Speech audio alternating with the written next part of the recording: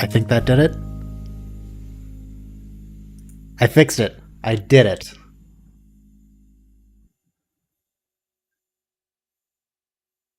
Excellent. Now I can hear myself. Why can I hear myself?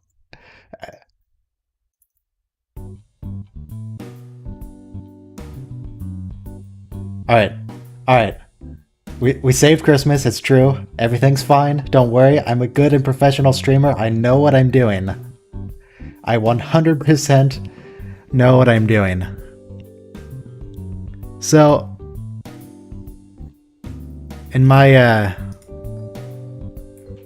audio settings, I was doing some recording for the for that other kind of video I did.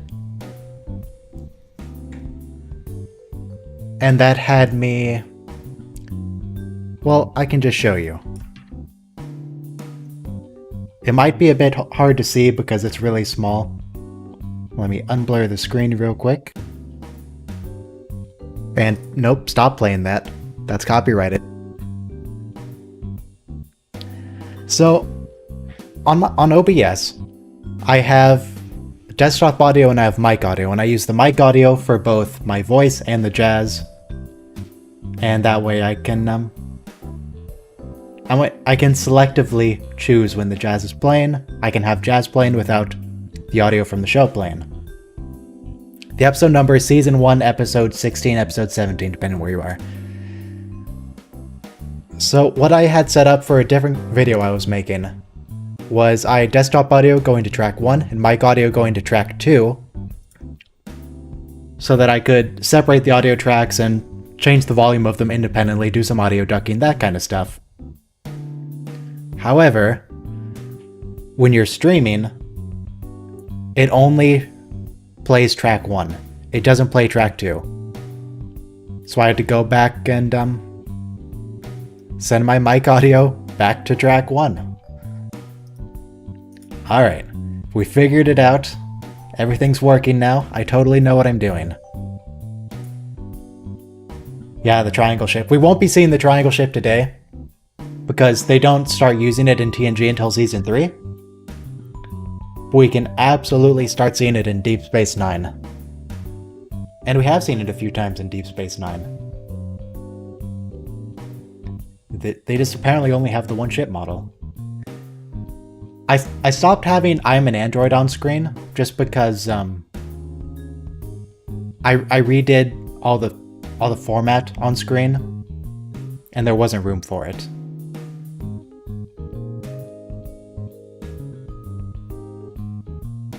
Because the triangle ship counter works for Deep Space Nine as well. We're counting triangle ship across all shows. We've seen it 3 times on DS9, and none in TNG so far. We're still on Season 1. Still on Season 1. When the bow breaks. What episodes were last week? I don't even remember anymore. I mean, oh, there was the one where the dude injected himself with make him young medicine, and that went real poorly. Oh, we had Angel 1 last week. We had Angel 1, yeah, with Riker and his shirt. And that's all I've got to say about that, Riker and his shirt. And we also had 11001001 with Riker and his holodeck. Last week was a Riker week, really. But today it's all Wesley all the time. We've got 3 episodes back to back to back that are all about Wesley Crusher. Now, we didn't plan it that way. We didn't plan it that way at all. But that's just the episode order that they made for TNG. They just put 3 Wesley episodes right next to each other, so now we're watching 3 Wesley episodes. So that's good.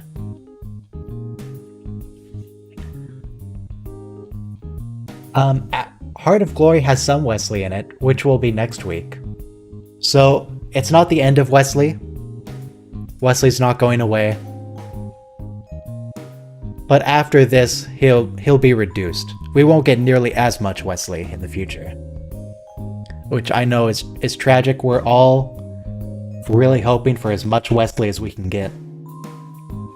We all just want to see Will Wheaton in its rainbow jumper. And we're coming up on start time in 20 seconds, so I'll cue my episode back to 0. Make sure you're all queued up to 0 for Season 1, Episode 16-17, When the Bough Breaks. When the Bough Breaks. And we'll be pressing play in 5, 4, 3, 2, 1, play. Here we go. Whoa, what was that person wearing in the background? Oh, you done messed up, Harry. You know not what you have wrought. You don't know what you've done, Harry.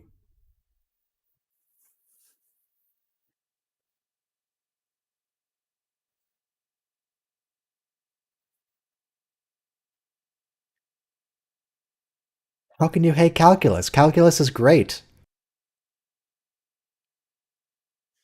Everyone here loves calculus, right? I love calculus. Calculus is good. Tragically, I don't use it nearly as much as I would like to anymore. Of course he's limping. He's always limping. He has a bad back.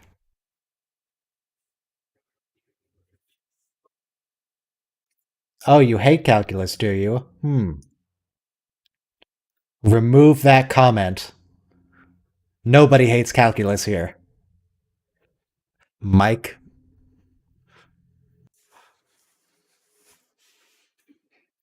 How dare you?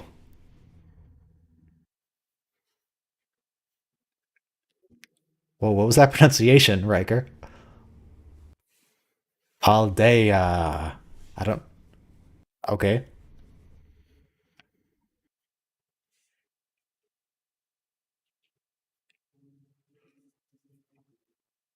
Yeah, he's not like that before the beard. He's not stolid yet. Oh, by the way, if you haven't seen on screen, there's a Discord link in the description if you would like to come and chat about the episode. It's open to everyone, open to anyone and everyone.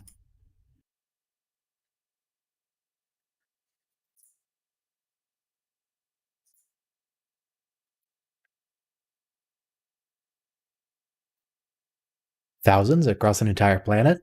I'm sure that won't be a plot point.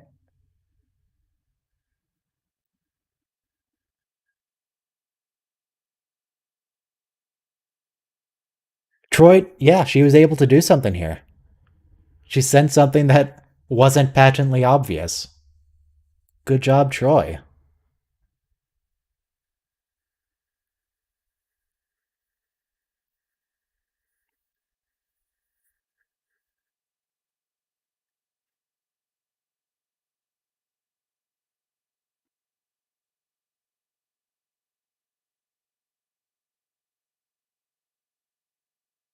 Alright. Wait. That doesn't look like a paradise planet. No, give us another shot of it. That looked like a gas giant.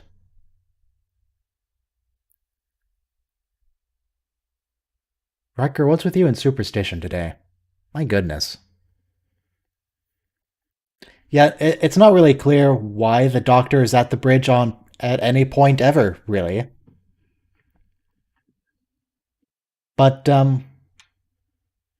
given the fact that she is, we can pretty much be assured that there will be some kind of medical problem. I'm guessing there will be a plague on the planet that she has to cure. I'm guessing there will be a plague. Otherwise, the Doctor wouldn't be there.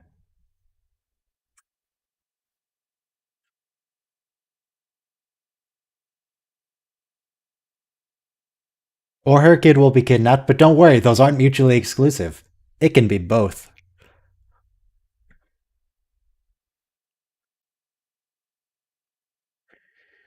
Yeah, I remember... I actually remember a fair bit of this episode. Come to think of it. I remember the little clay figurine that comes up later.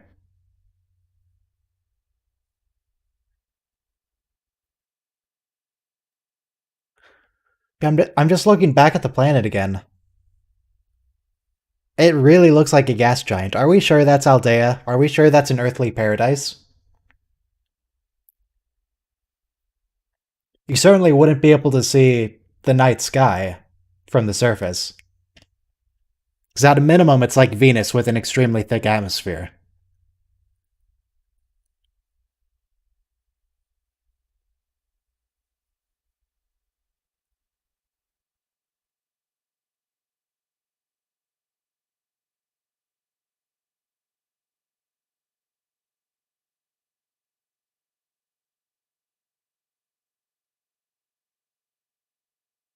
Wait, Data, why was your console pushed away from you? Did you just get there?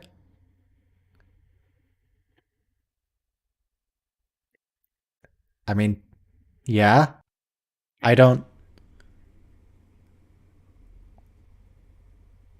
Was that line just for people who don't understand what invisibility is? Because I mean, it wasn't exactly subtle that it was cloaked.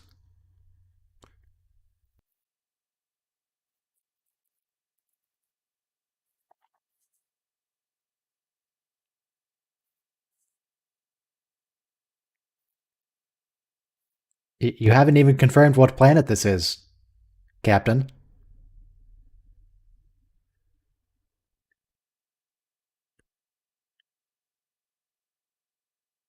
John, do you want to ask them about their planet? Because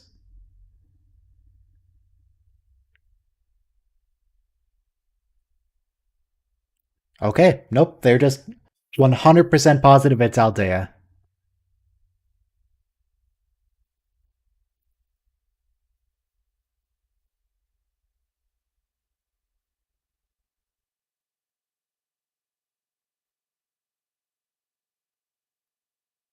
Now we've confirmed it's Aldea.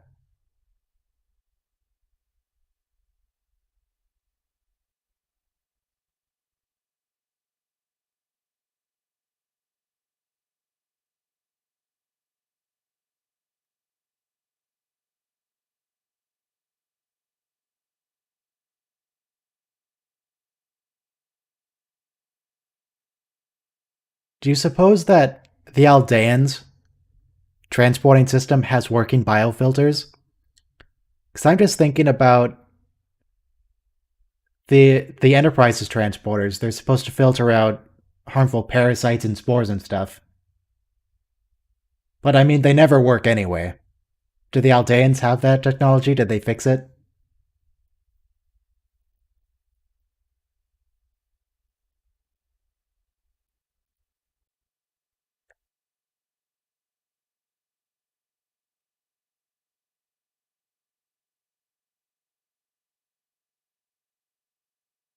Okay. Yeah, Counselor Troy's actually doing something.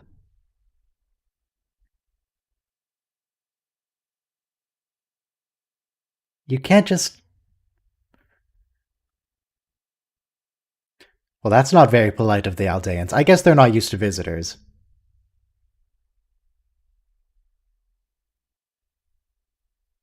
Also, if they wanted us to think these people are friendly, maybe they could stop playing the spooky music for 2 seconds. Why is ever. What's with the spooky music?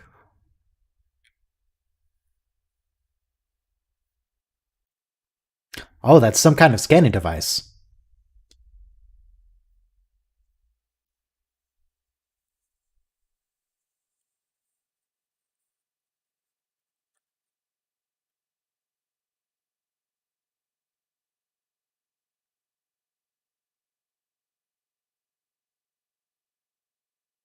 Alright. They found what they were looking for. The sweater.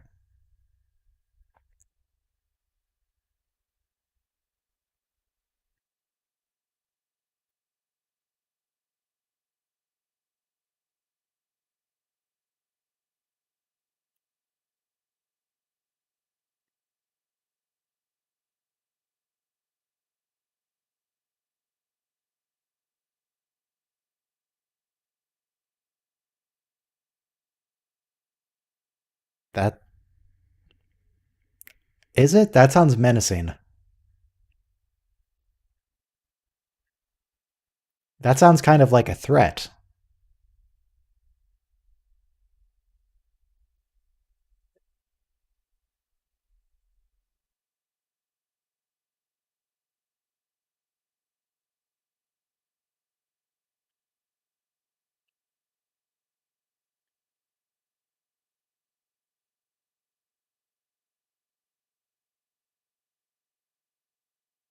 Well, it's a good thing the doctor was on the bridge. Seems pretty important.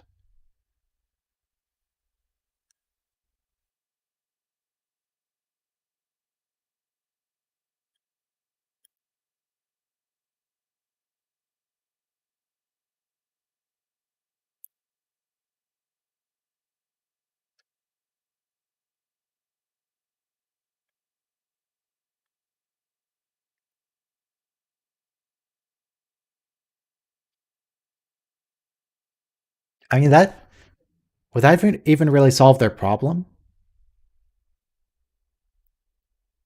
I'm. Hmm. Maybe they're banking on the fact that the children will never be affected by what's ever preventing fertility in them. But that really feels like a temporary solution. That might get them a couple more generations, but I don't know, that doesn't seem helpful.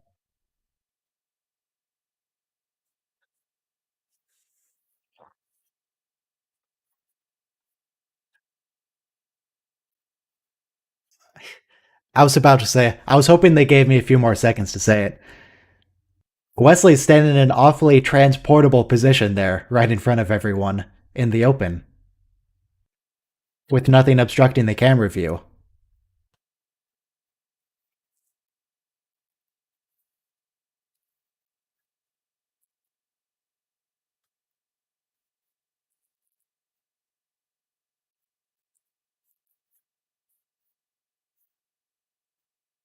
Yeah, yeah, we know, Riker. That's some good exposition, Riker, thank you.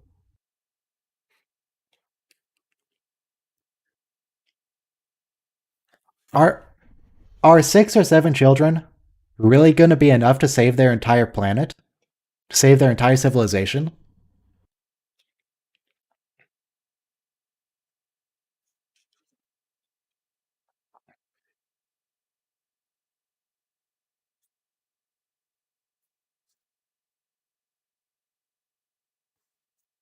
That doesn't feel like enough.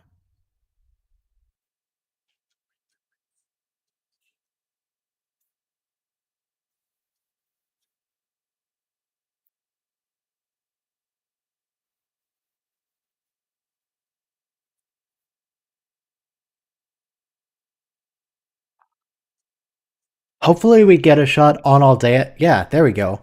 We can see the sky from Aldea, and it looks, completely different from what we saw from the outside. Apparently it's purple on the inside and orangish brown on the outside. It's a layered atmosphere they've got going on. Definitely can't see the stars, though.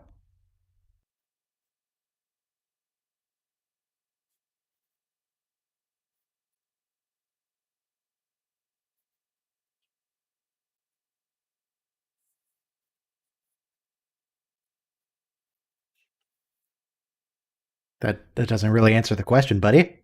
Who's the custodian?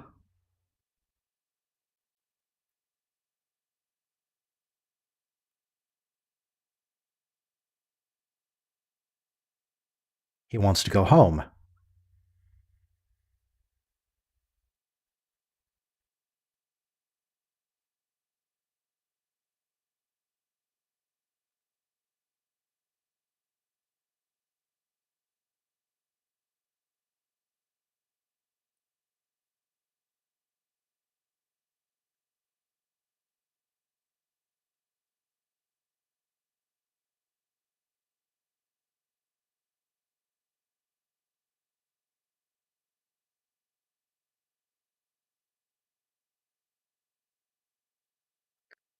What do you think would be a fair trade for these kids? I mean, it's only 6 or 7 kids. It's not that big a deal, right? I mean, they've got billions or trillions of people.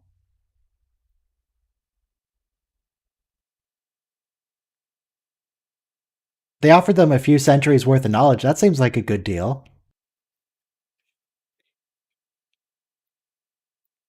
The needs of the many outweigh the needs of the few, right? Sacrifice 6 children to advance your technology by a few centuries? That seems like a good trade.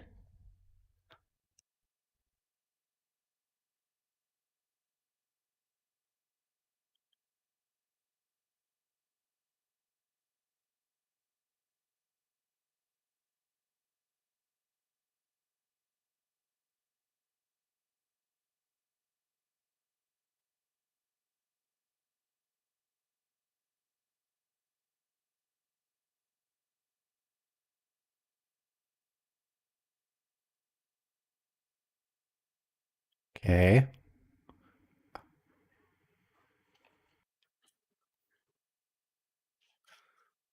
Wait, that kid gets attached to people real quick.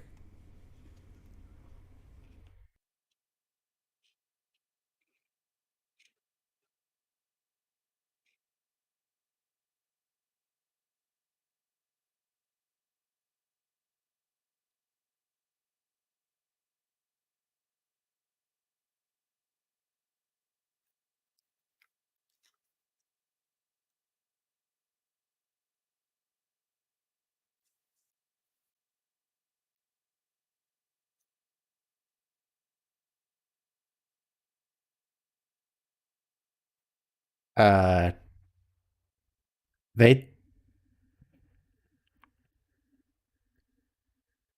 now see. I don't really talk to children all that much, but these people feel like they're gonna murder him and eat his skin. Now, I don't know if that's the appropriate way to talk to children. I'm not too great at that myself, but these people feel evil. Also, that old man's the dude from Devil's Due. He's the old guy from Devil's Due, which is an episode of TNG. If it does ring a bell, I'm not talking about a movie or something. It's the one with the con man or con woman, as it were, Ardra.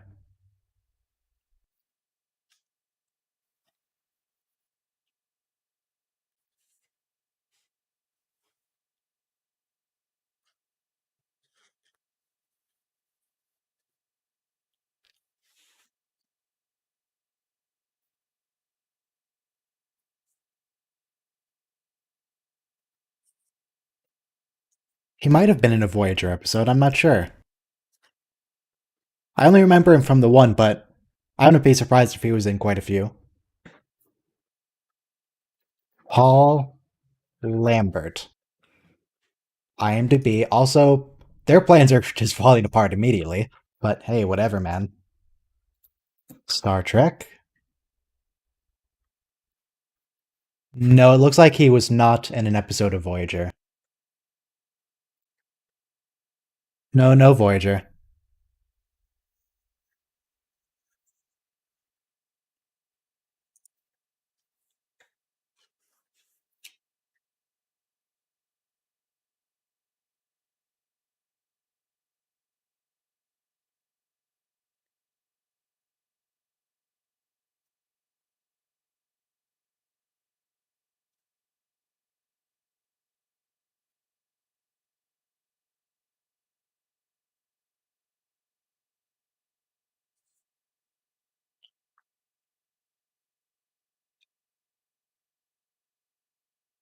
Are they? I wonder if they're actually going to let that woman take the kid, because this seems like something that's very important to them. They're not going to just cast it aside because this lady decided she liked the kid, right?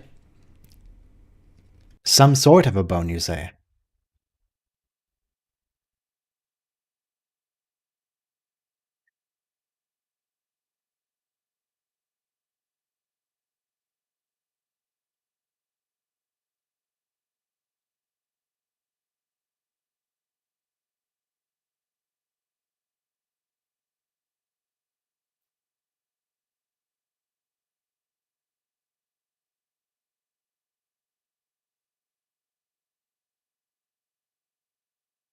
Wait, why are the displays flashing though?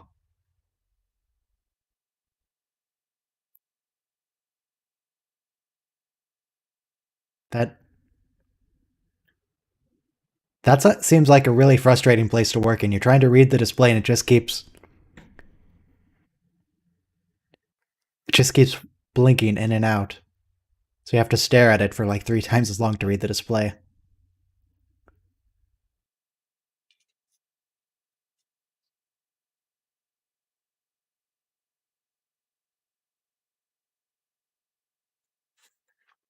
That sounds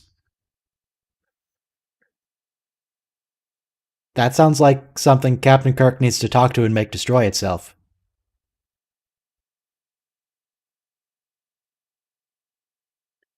If this were a TOS episode, it would absolutely be Kirk and Spock beaming down, talking to the computer, convincing it that it would be best for the society for the computer to destroy itself so they can learn to fend for themselves again.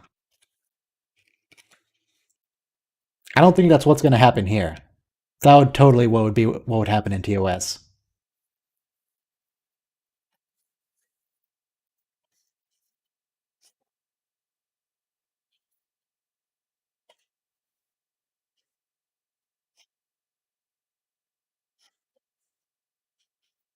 It happens at least twice. I remember it happening at least once, but yeah, I wouldn't be surprised if it just keeps happening.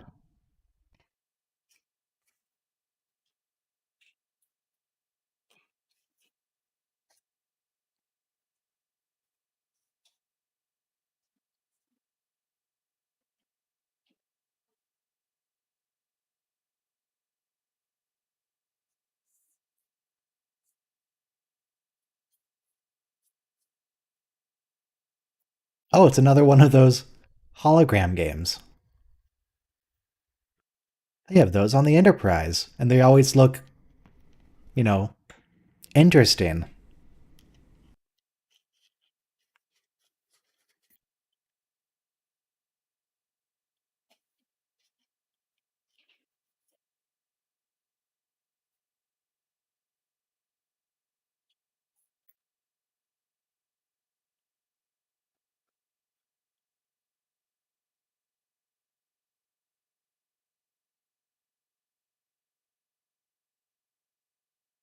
I mean, even if they cloak themselves,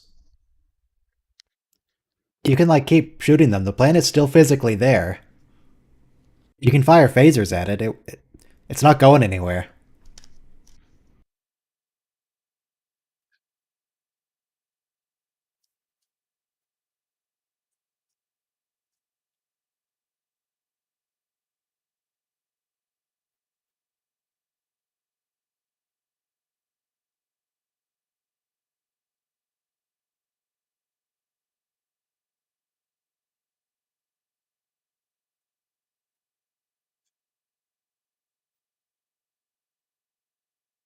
That grin Riker just did. Does he ever do that once he gets the beard?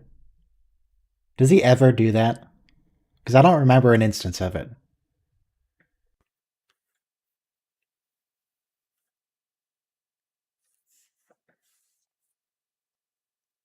I I'm not sure Doctor Crusher's the correct person to bring along here.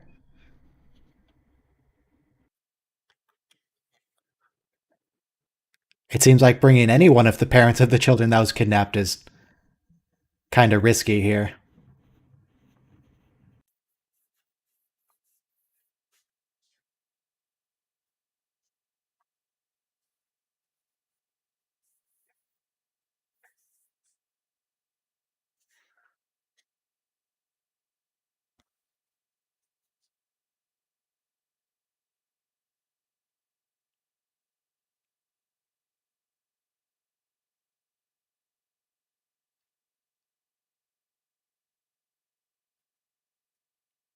That that seems highly unlikely.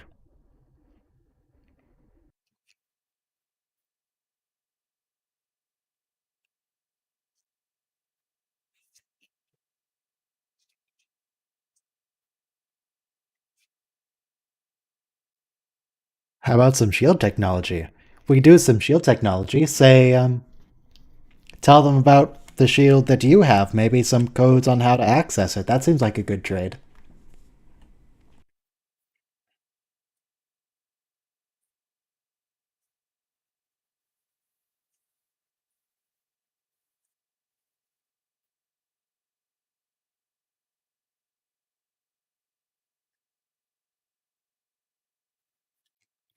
Get it? These people have nothing to distinguish themselves from humans biologically.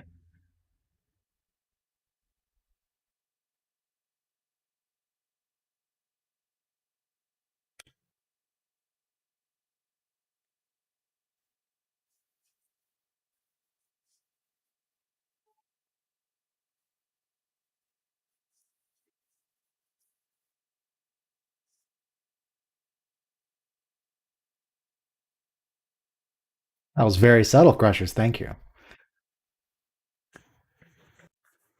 Very sneaky of them.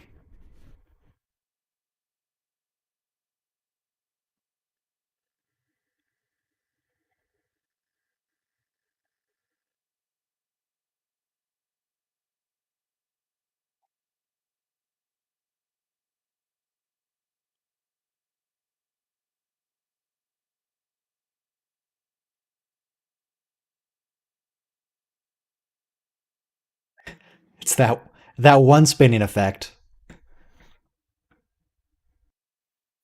Why does it always make the Enterprise spin? Yeah, did the Q do the same thing? What? Hmm.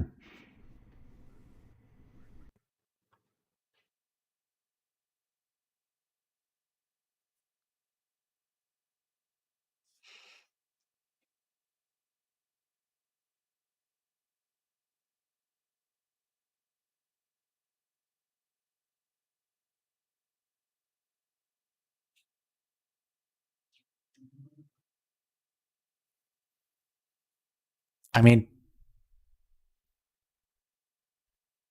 they have other starship. Did they report this to Starfleet? Did they tell anyone what's happening? Because they have a fleet, right?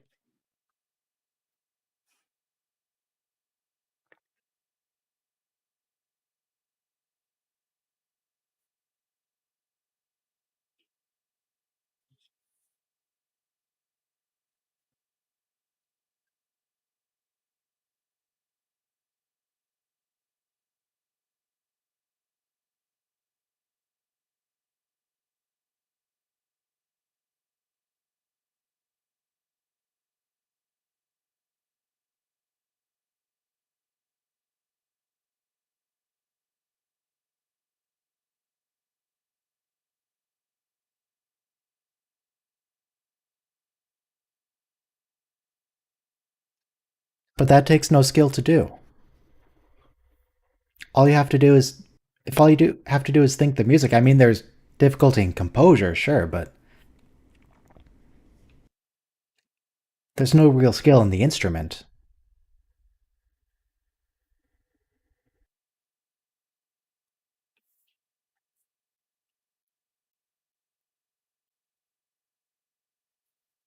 Also, I'm not clear if this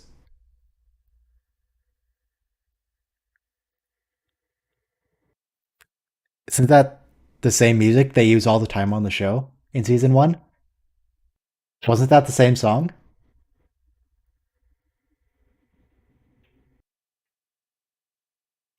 Does this little girl compose the music for the show?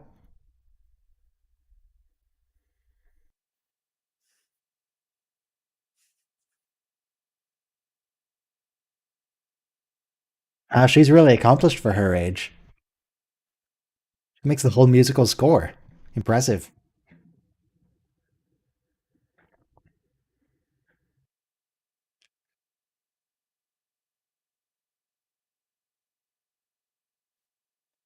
That seems like a bad thing to tell a child. That sounds like you're going to make that child real entitled when they grow up.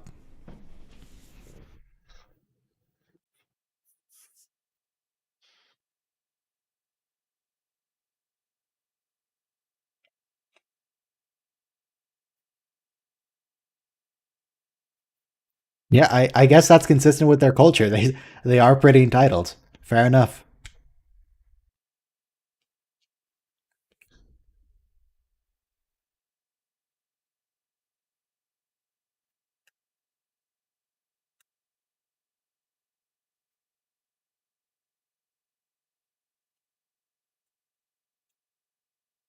I'm with Jade. He's looking up very confusedly at Captain Picard.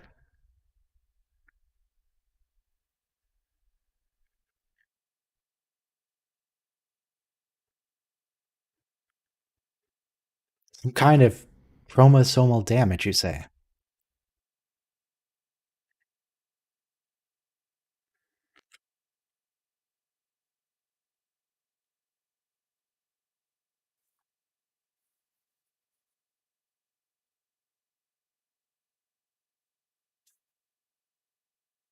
I mean, surely we're just talking about radiation poisoning, right? That sounds like radiation poisoning.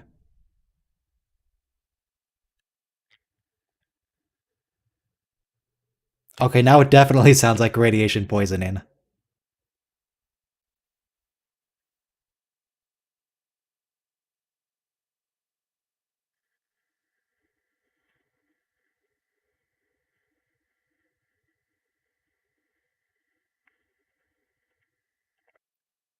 No, I don't remember exactly what happens. I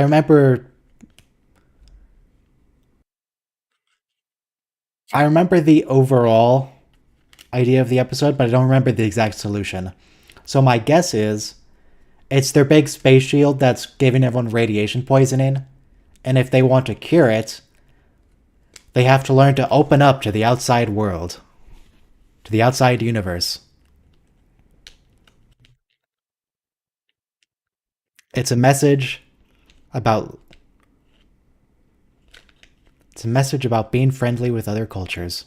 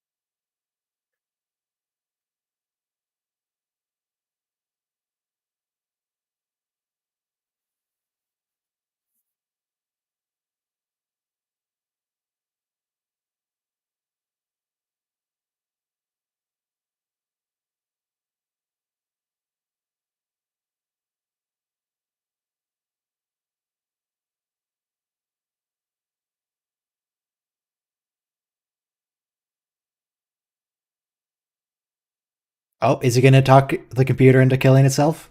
Is he gonna try? Oh, I really hope he tries to talk the computer into killing itself. What are you whispering for, Wesley?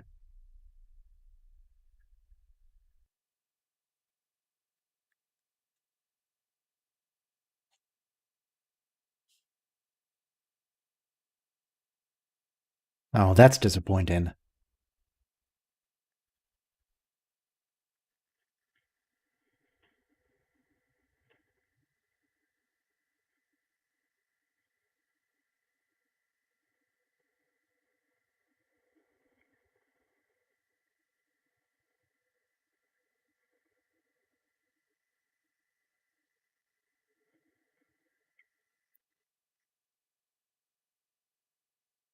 Could it could it be radiation poisoning, Dr. Crusher?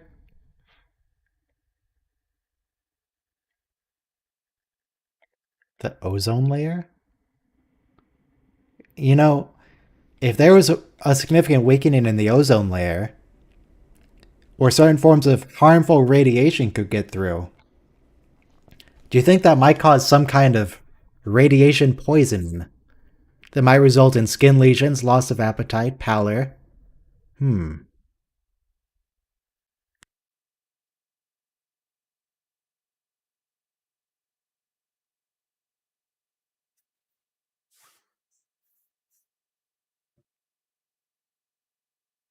Wait, is that supposed to be an animal that she's petting, or is that a toy? Is that is that alive?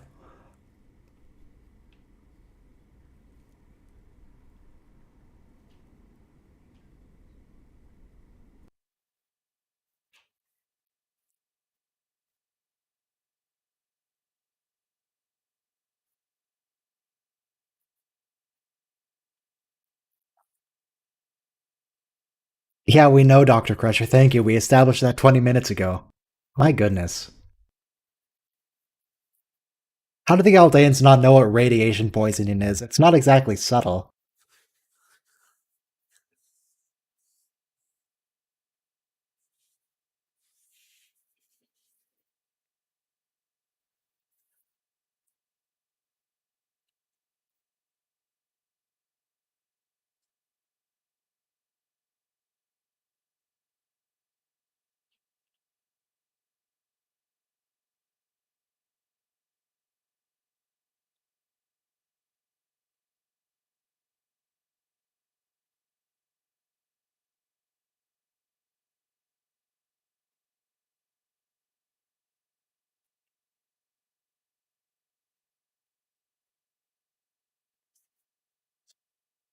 Nope. Don't you touch that food.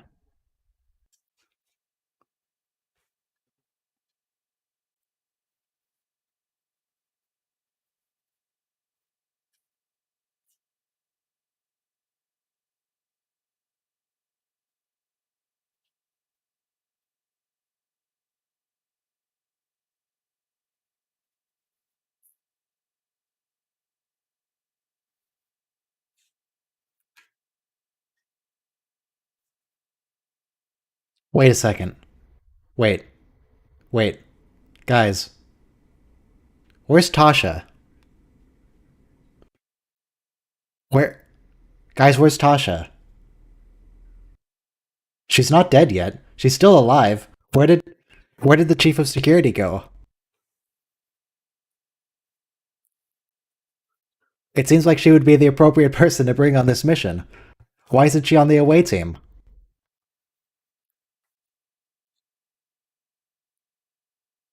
I I don't. Okay. I guess Denise was busy this week.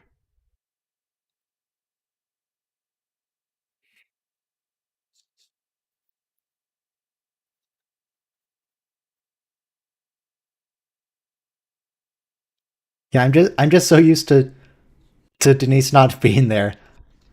It doesn't occur to me when she should be in a scene, but she's not. Has she been in other scenes and just not done anything? Because she absolutely should be in charge of this away team, or even vaguely concerned about the entire situation.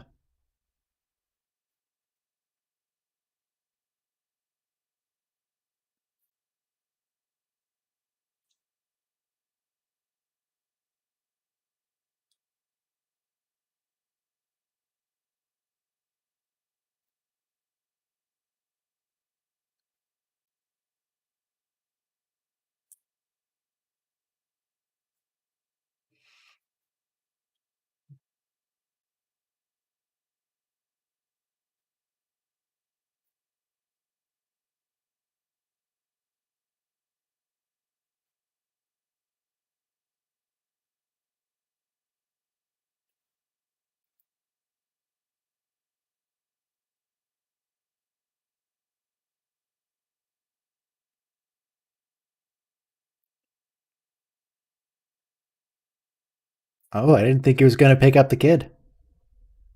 No, he did it. Everyone wants to be picked up by Patrick Stewart, though. Oh, everyone's all together. All right, this is going to be the scene where they convince everyone that what they're doing is wrong. This is absolutely the convince everyone we're wrong scene.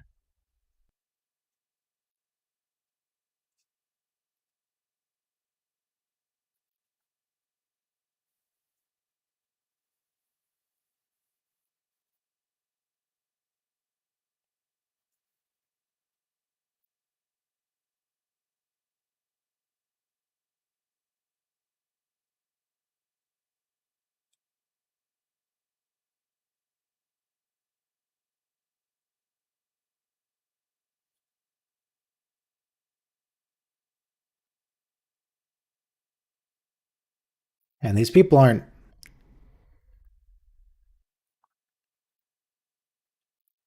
These people can't be that advanced if they don't know what radiation poisoning is.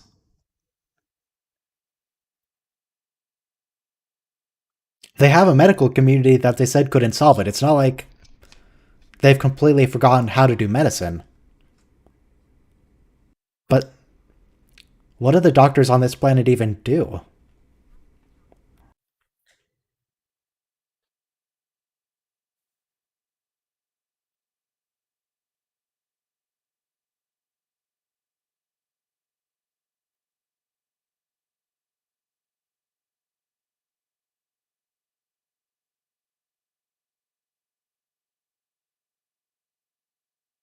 These people are terrible at medicine, yeah.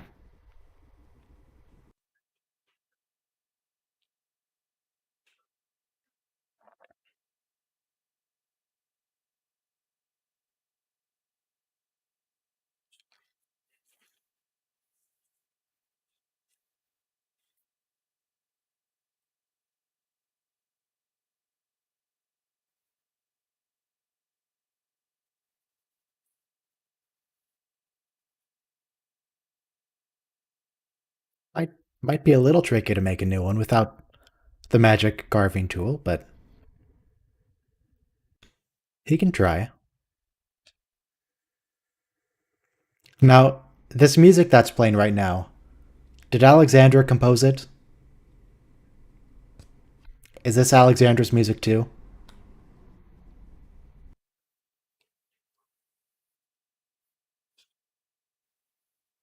Or was it Alexandra? I don't remember their names. You know who I'm talking about, though.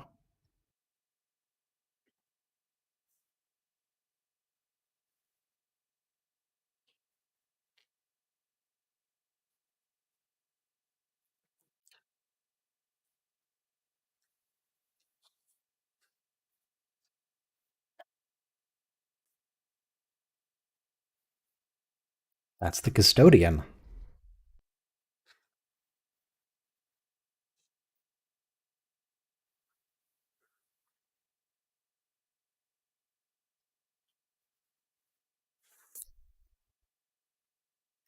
Yeah, that computer. That computer is either the computer of a highly advanced civilization, as we see here, or they'll show it as the kind of computer prop for a really primitive civilization. It's a very multi-purpose computer prop. It can be just about anything.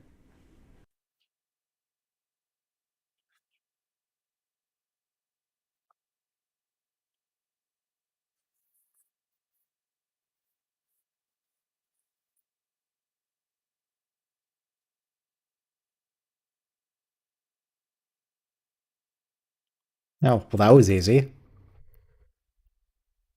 Solved it in like 5 minutes.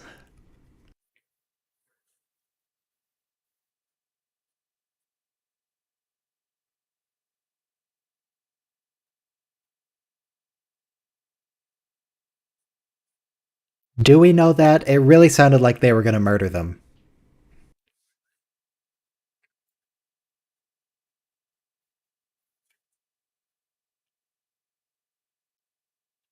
You can't. Wesley, you know how he feels about children on the bridge. What are you doing? See, this is why you don't pass your Starfleet exams in 2 episodes. This is why you don't get into the academy.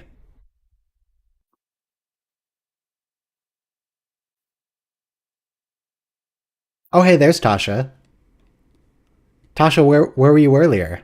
What was going on there, Tasha?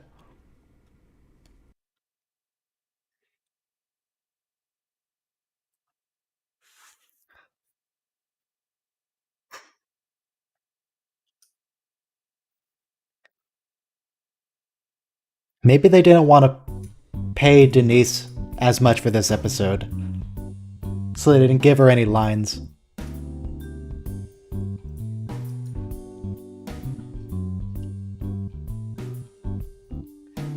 And that, yeah, that was Oh, there's a bit of overlap there. Okay, I fixed it. It's fine. Yeah, Troy was actually... While she was useful in the beginning, at the start of the episode. But Tasha, yeah. I don't know. I don't know.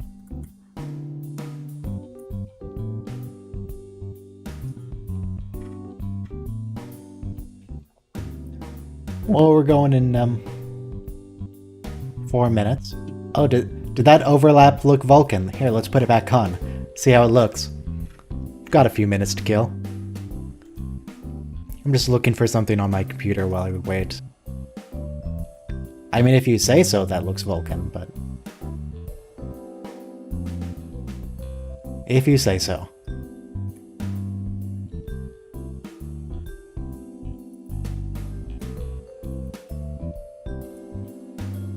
I'm just looking for some calculus here.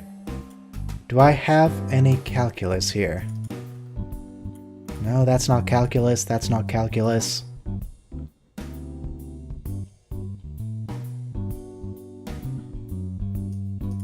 Ooh, I still have this thing.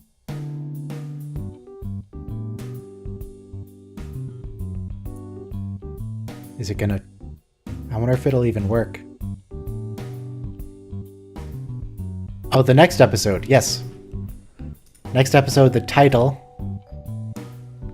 is... Oh, OBS, are you okay? There we go. Is Home Soil. It's the very next episode.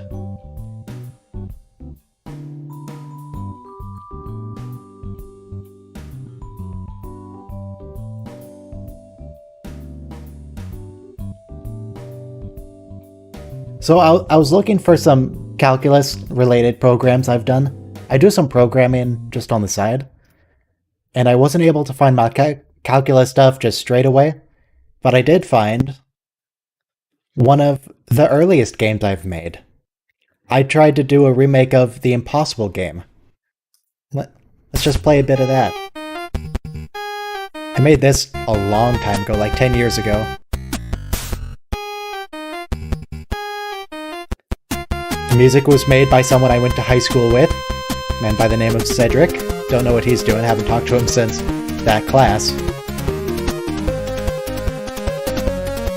Let's see how far I can get. I got 2 minutes. Yeah, I didn't realize I still had this on my system. I have a folder of all my... I have a bunch of old games, but I didn't realize what was where. Oh man, this really needs some VSync. This really needs VSync. It's jittering all over the place.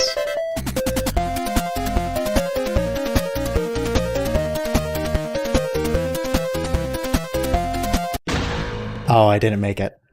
I tried. There was an attempt.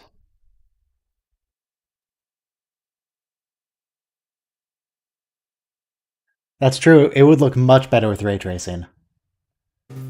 No, I didn't make the original Impossible game, I made a remake of it. Yeah. And it has a level editor. I didn't remember that feature at all, but apparently I have a level editor in it.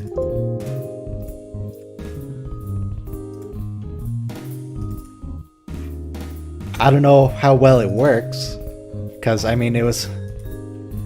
that was made in Game Maker.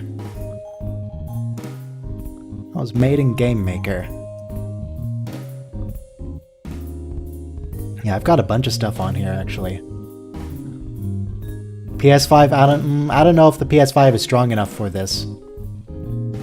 I don't know if it could handle the raw power of the Impossible game remake.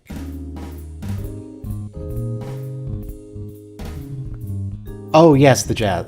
The jazz had an echo on it because I had to turn on my desktop audio for the music there. Anyway, let's press play, and now.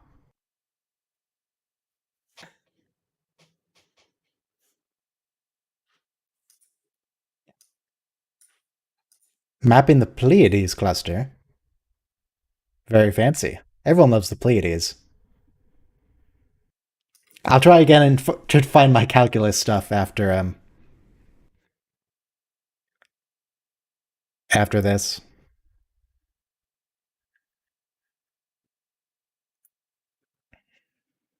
Okay, Tasha's definitely here. Tasha is absolutely here right now.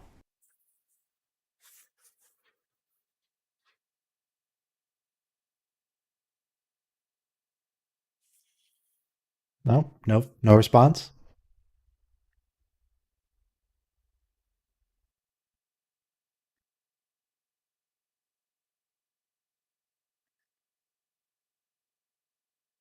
Scan for life signs. Okay, good.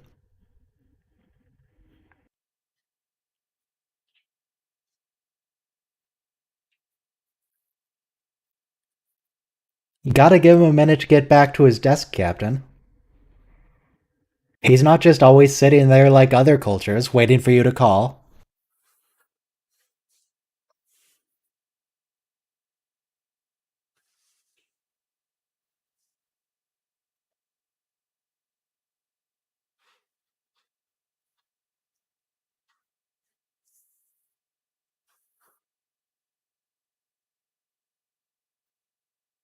D-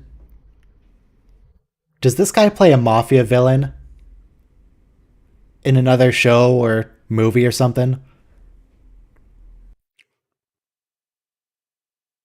I get the distinct impression this guy plays a member of the mafia in something else. What is his name? Walter Gotel. Walter Gotel. Okay, let's see. IMDb, X Files, The Nightmare Years, MacGyver, Spencer for Hire.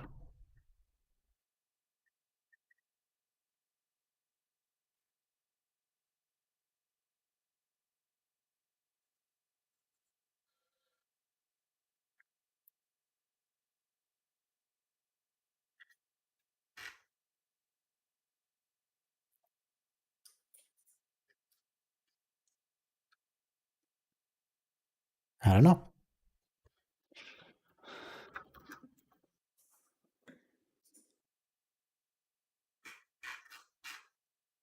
I don't see anything about James Bond on his IMDb.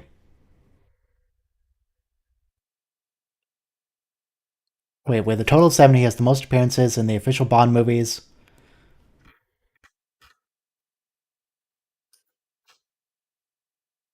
Oh, I see. It's under archive footage, not the regular credits area.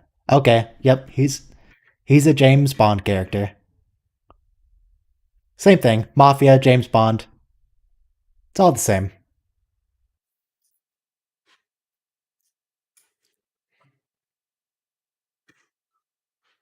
He's in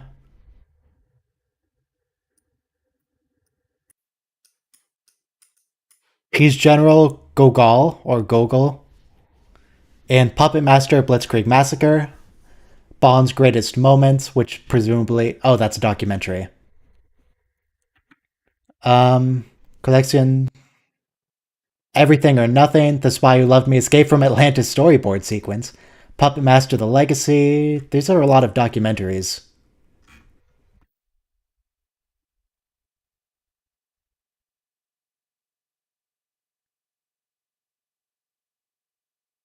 It's hard to tell.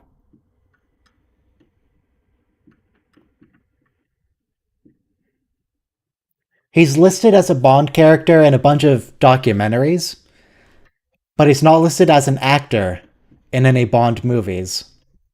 So I don't know what's going on with his IMDb page.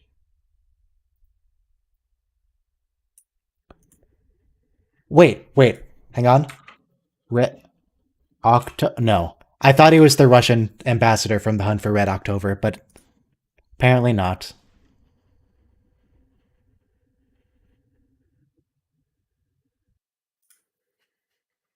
Oh well.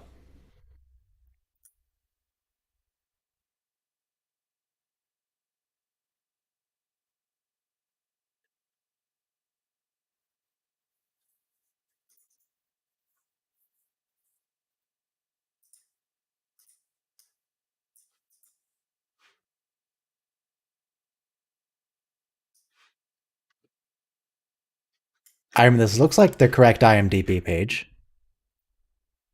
Walter Gogel, Star Trek, Kurt Mondi, and Home Soil. But when I search for Bond, all I get is archive footage about a bunch of documentaries. General Gogol, uncredited.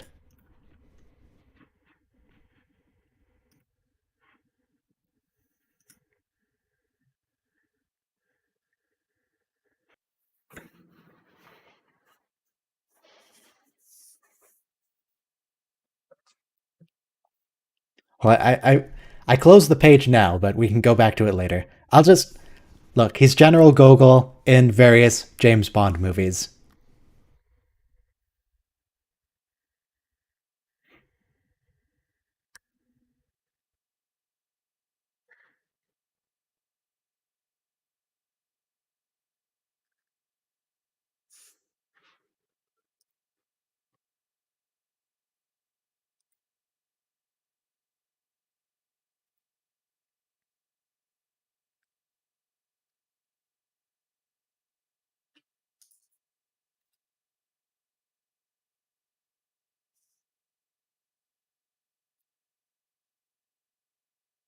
Okay.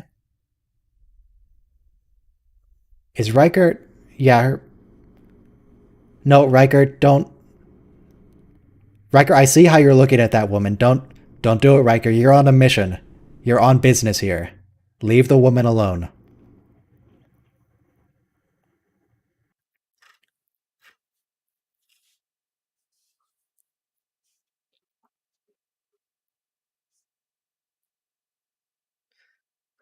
No, Riker. Stop it.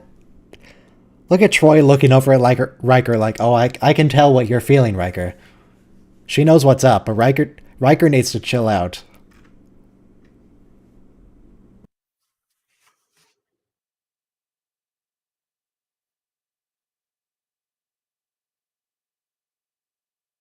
Is that big ball of the planet really necessary? That doesn't look like a hologram. What's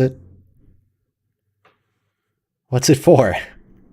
Why did they have a big ball of the planet?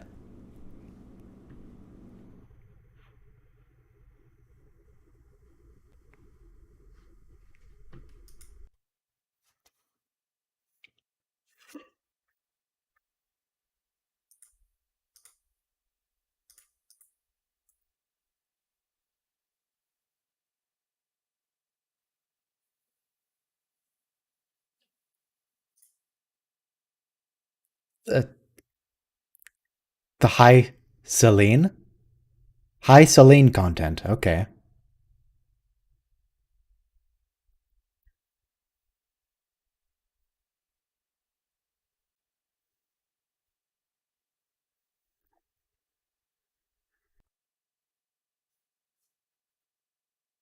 And if you mean tiny little life forms as in the Data singing tiny little life forms, then that'll be from the movie.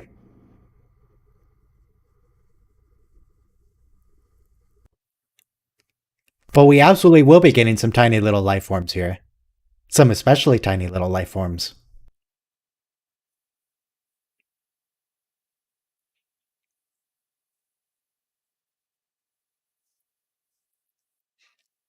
Other than the fact that there are some really tiny little life forms that. Oh, wait, this might not be a Wesley. No, it is. This is a Wesley episode. Because I'm pretty sure there's multiple nanobot episodes. And I thought this might not be Wesley's nanobot episode.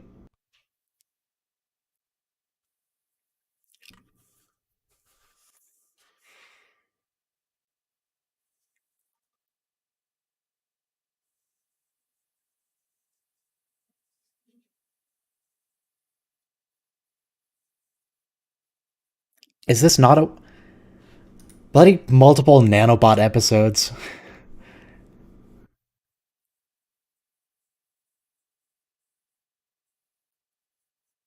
Cause there's also an episode where Wesley creates intelligent life, and then the doctor tries to kill them all, and they get all upset.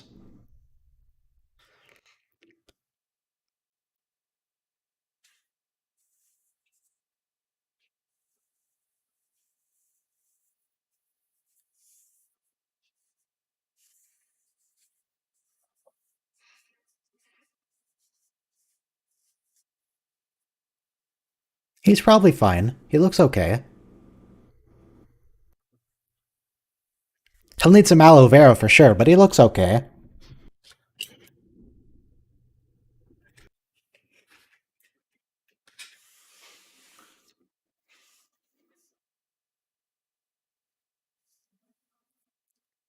Well, it's too late to change the title now, and Wesley is in this episode, so I'm sticking by it. Wesley will show up at some point.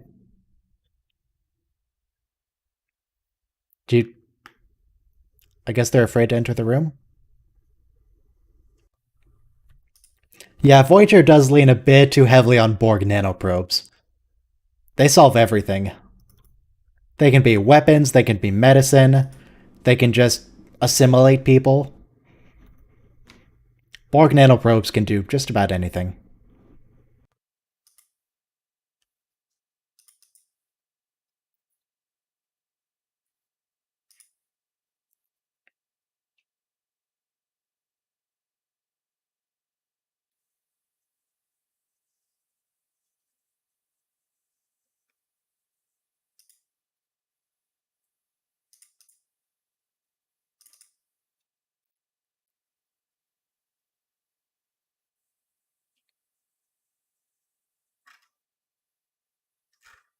Ha, I found my calculus. I found my calculus work. I'll come up with it later, though.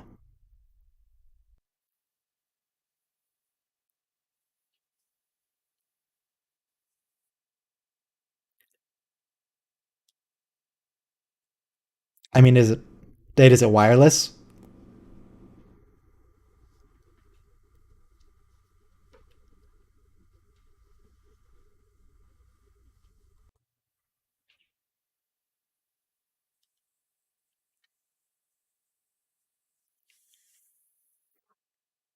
Data?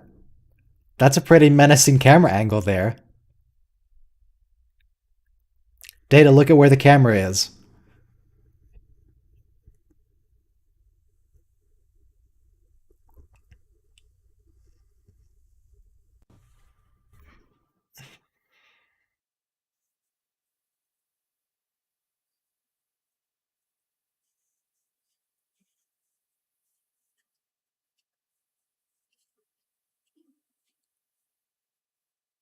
I mean, it's not too much to explain. You could just say, it's shooting me.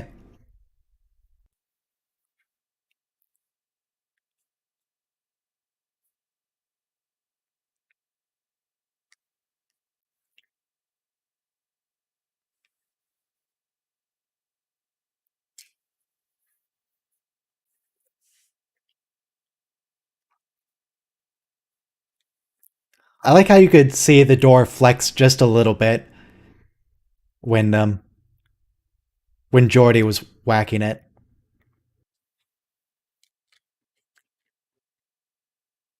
Data probably could have gotten out by himself if the doors are flexing with Geordi knocking on it lightly.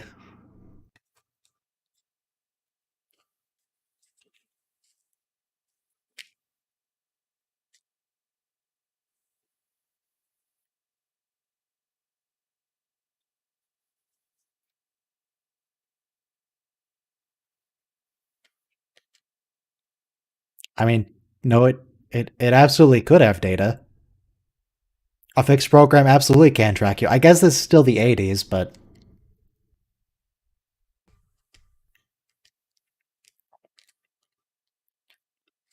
no, that could totally be a program.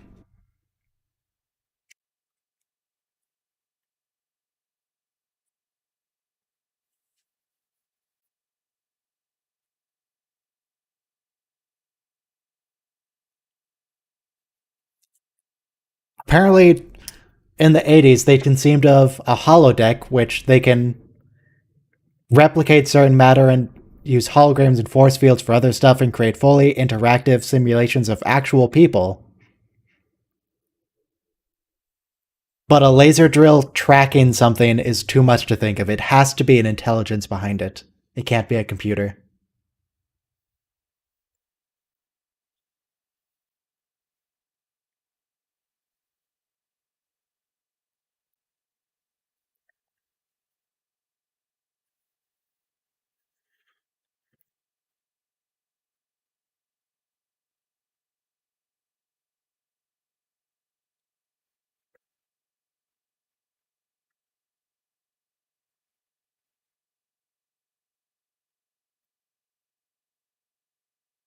I mean, it's not that complicated.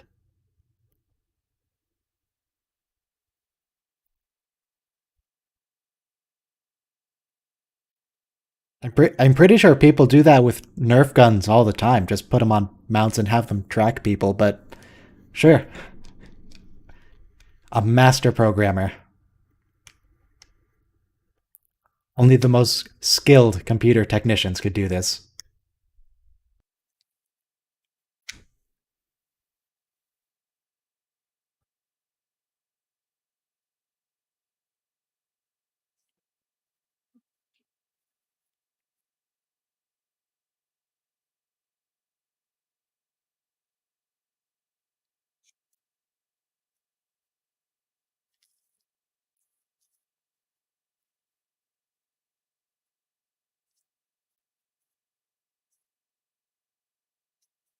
Oh, Picard does love being a detective.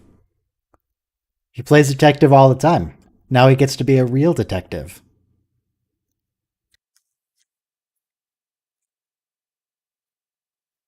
Oh, they turned the lights off. How'd they turn the lights off?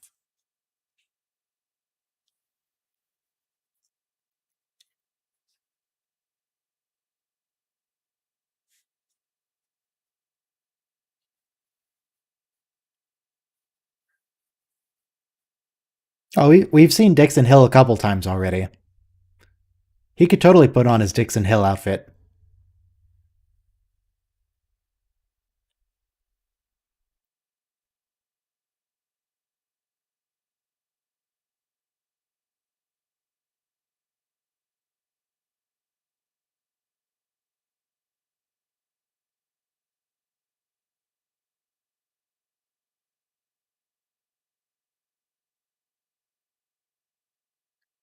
Jordy, are you okay?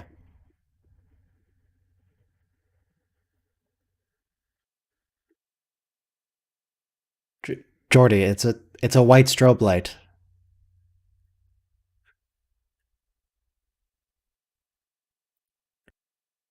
Jordy, it's just a white light that's blinking. It's not that musical, Jordy.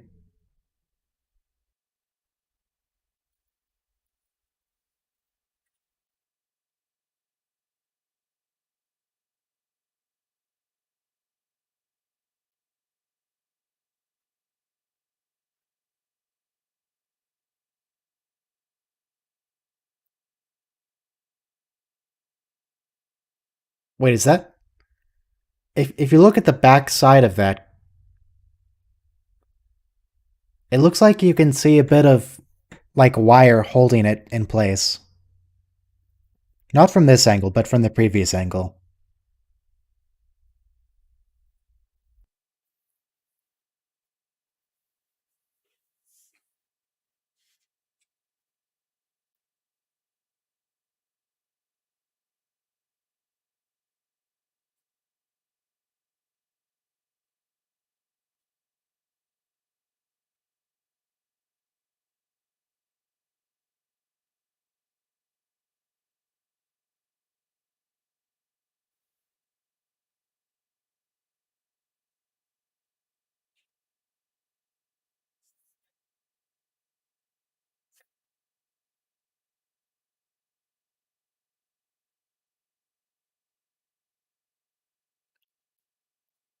Very fancy.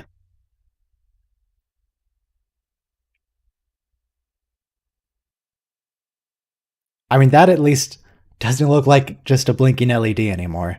But yeah,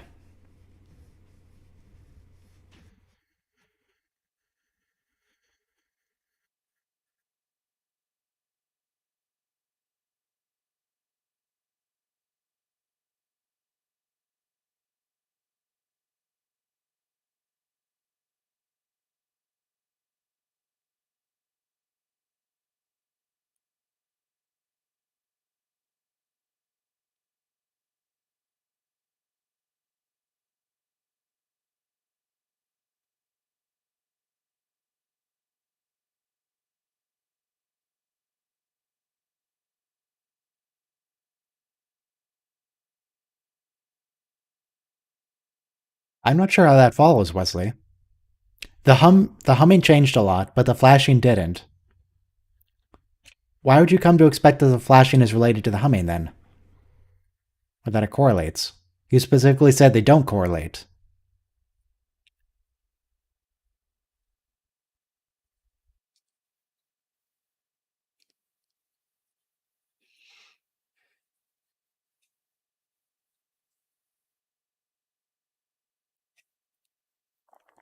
I don't think you can do that.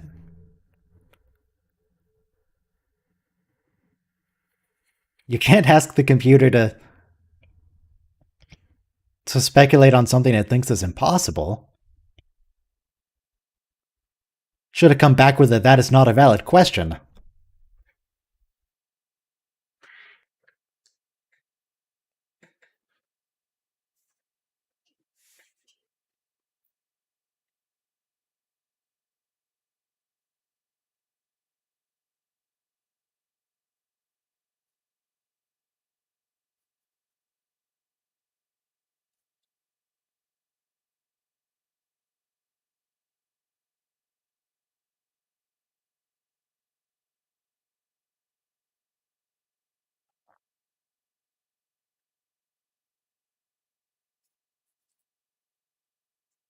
Yeah, that honestly, that's quite an accusation to make, Picard.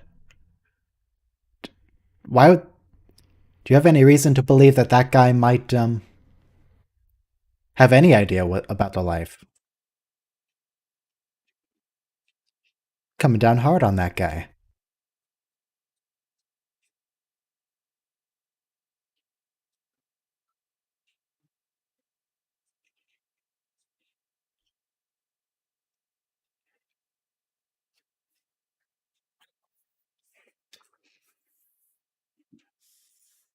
I don't know.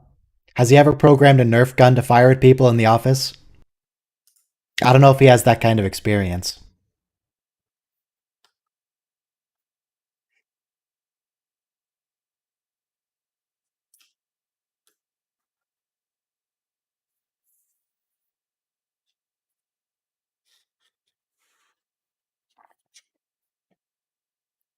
What? Okay. No, don't send Riker. Oh no. And she's in a robe. Riker, leave the woman alone.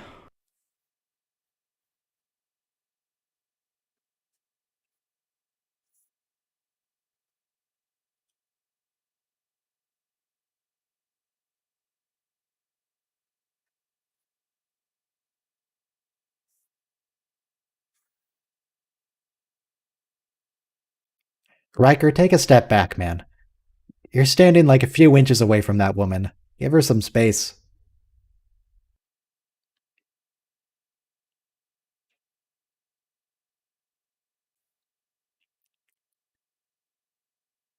Stop whispering to her, Riker. What are you doing?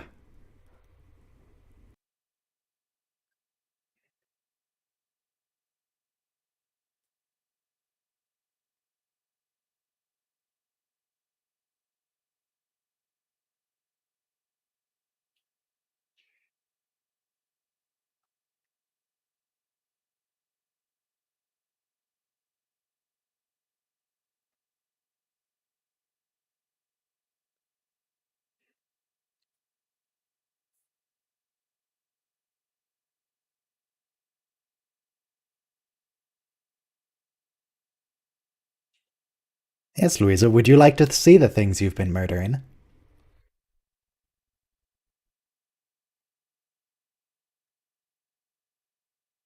Riker, what are you doing? Okay, good. I was fully expecting him to lean in there. But no, he backed off. Okay. Everything's fine. We're fine.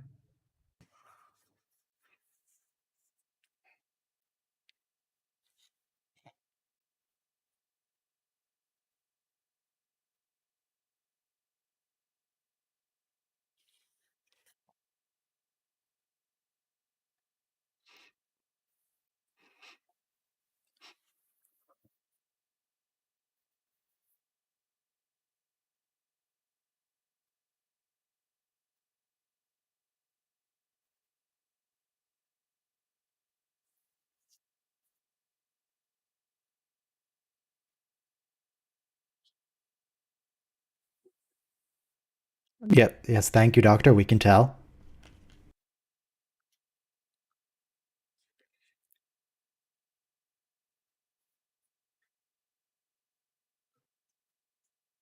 Now they got two light bulbs. Two Christmas lights.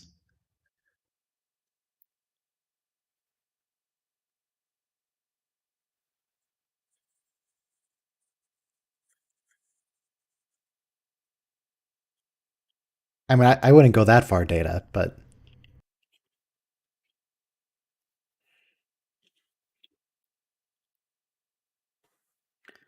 yeah, give them another few hours. They'll have a whole string of Christmas lights soon. They can decorate the tree.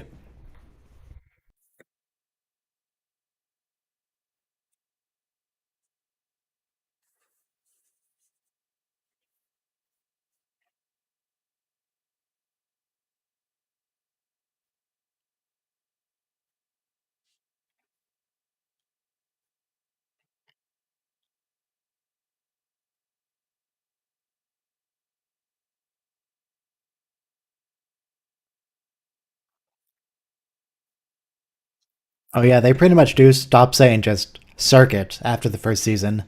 Maybe season two. Translator circuits, sensor circuits, weapon circuits. Circuits stop being a thing.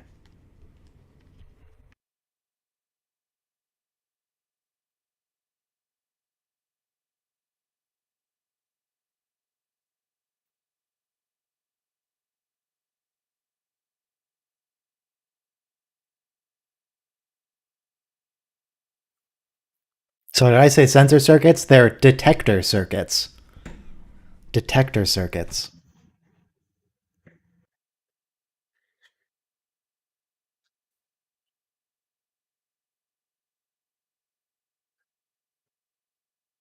I mean, is this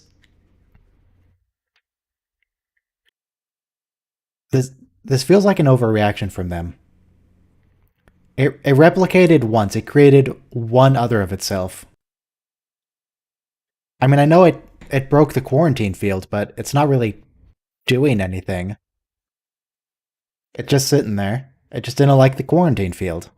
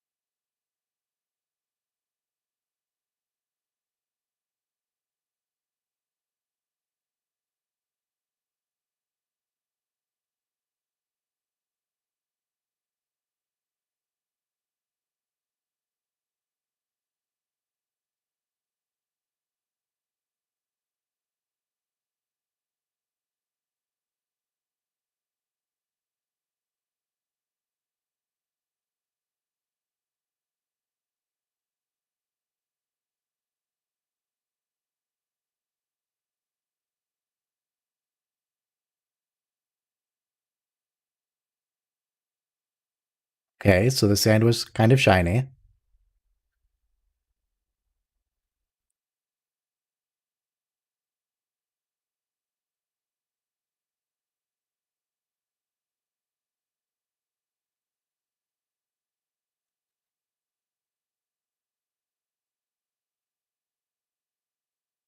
Yes, you keep saying that, but we just established that there is life.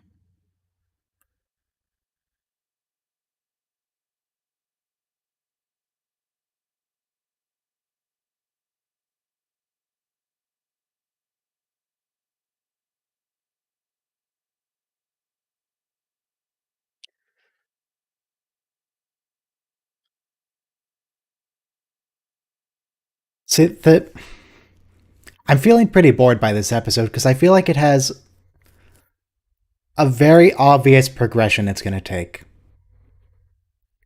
I feel like there's no tension as to what's going to happen because I feel very confident that they're going to find out a way to talk to the life forms.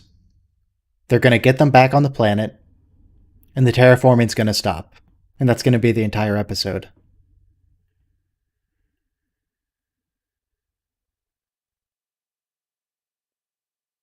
The the since they were so concerned about the containment field, the little microscopic crystal LEDs are gonna threaten to destroy the Enterprise, and they're gonna be like, you're gonna be like, hey, if you don't send us back, we're gonna blow you up, and they're gonna be like, okay, we'll send you back, and then they don't blow them up.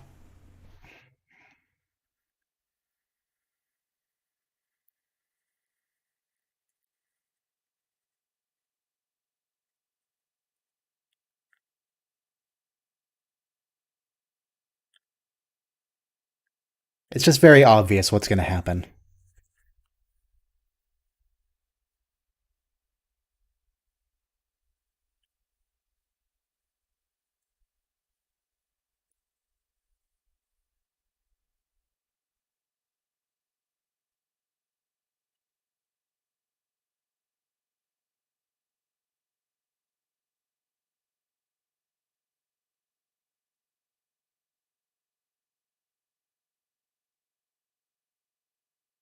Okay, that was a good line. I I can get behind Worf getting upset with the computer.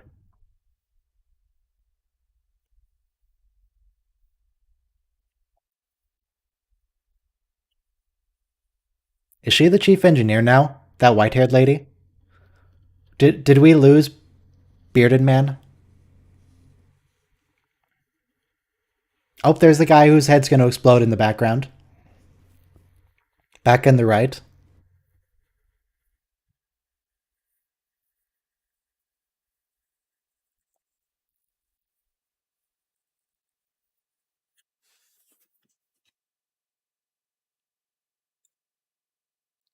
Yeah, I'm still not sure we need the dramatic music, because it is totally just it was just hanging out.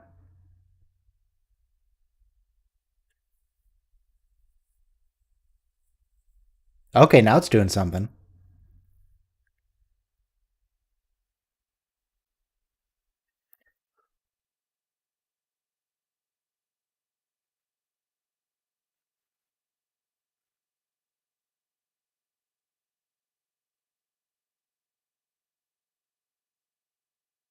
They haven't tried just sending it home yet, have they? Have they attempted that? Oh. Why, thank you, TOS script writers, for that line. Absolutely a TOS line.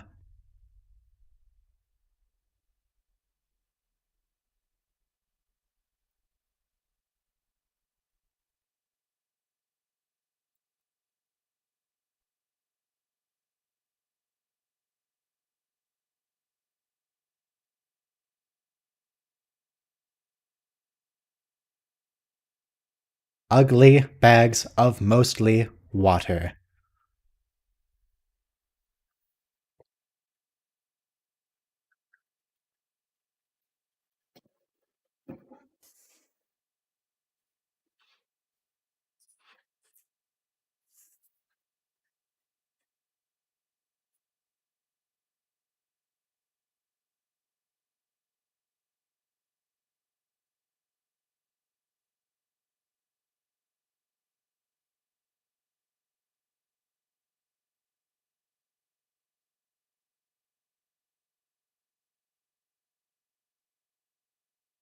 That's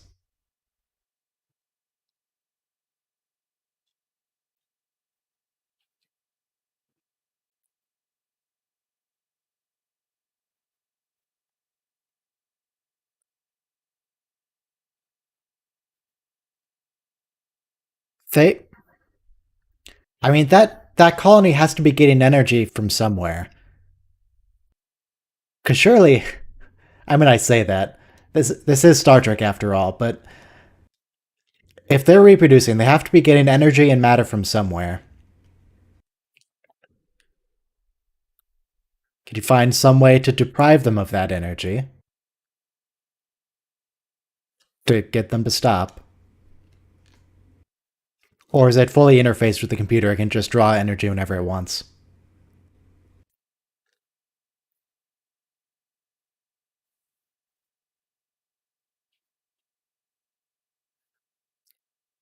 Yeah, they could turn everything off. That'd probably help. I mean, they're little LEDs. What are they going to do if you don't feed them information?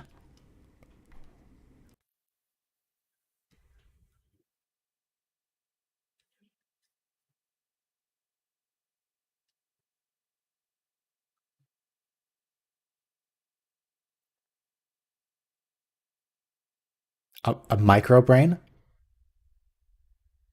You can't call them micro brains. That's Worf's nickname.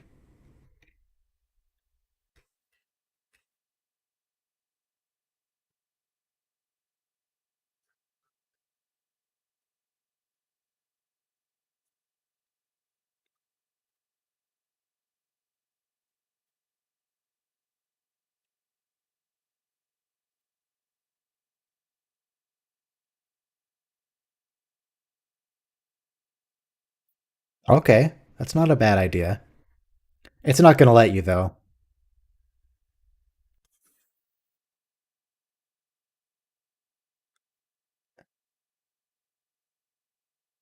Nope, not going to let you.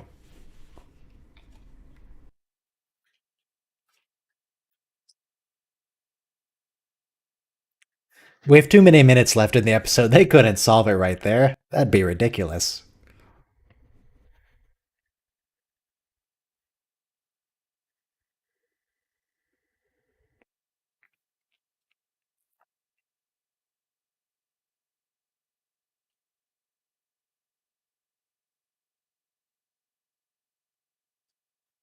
No, you're going to have to talk it down, Captain. You're going to need to talk with it.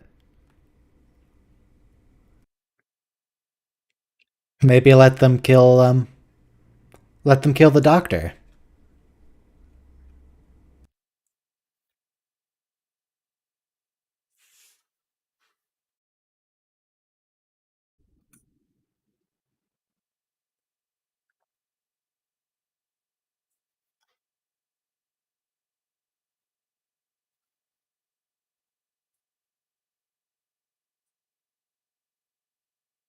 Oh, she pronounced saline right.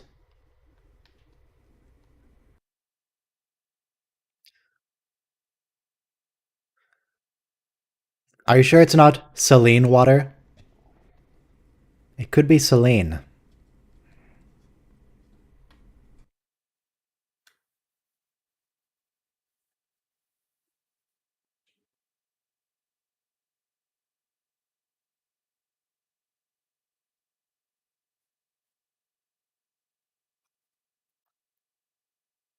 Wait, but the ones in the lab don't have any water around them. They don't have any water at all.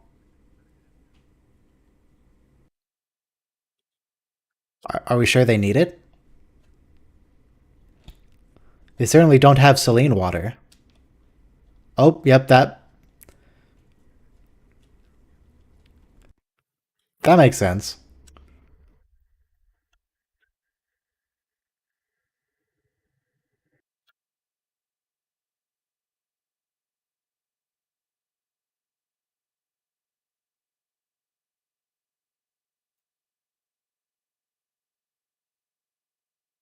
They're just very excited about this.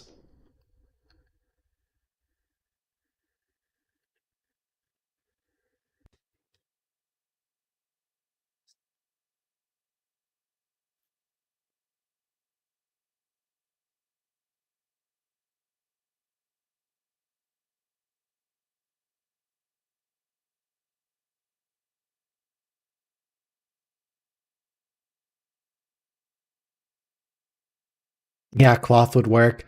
I was thinking Riker could was just gonna shoot the lights, but yeah, they could just put a blanket over it and it'd be fine.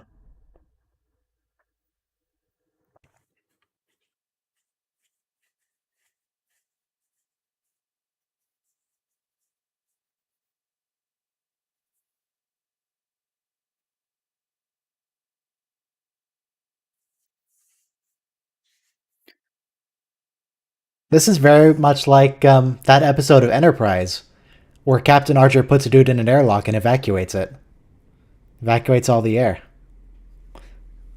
It's like this, but it's a crystal, so we still feel like we're the good guys. It doesn't look like a person.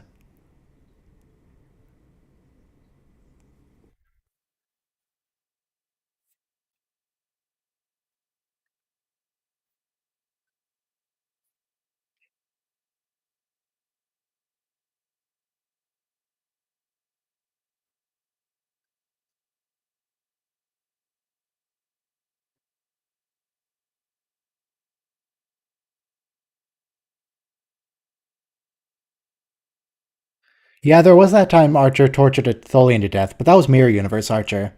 I was thinking of real Archer, who was desperate when he was in the Expanse.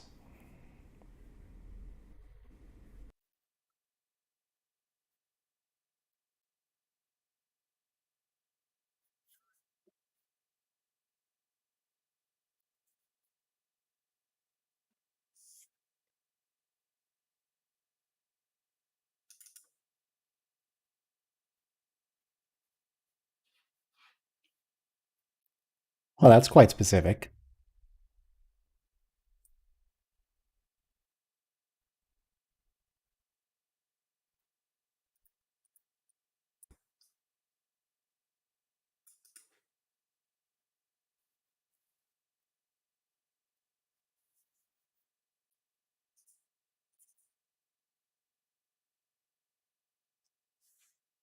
Yeah, what do they mean by centuries exactly? Do they mean 3 Earth centuries, or I, hmm, if the centuries don't exactly line up, were they actually saying come back in 234.67 centuries years, and then it transported? I don't know. Don't worry about it. It's a rough estimate.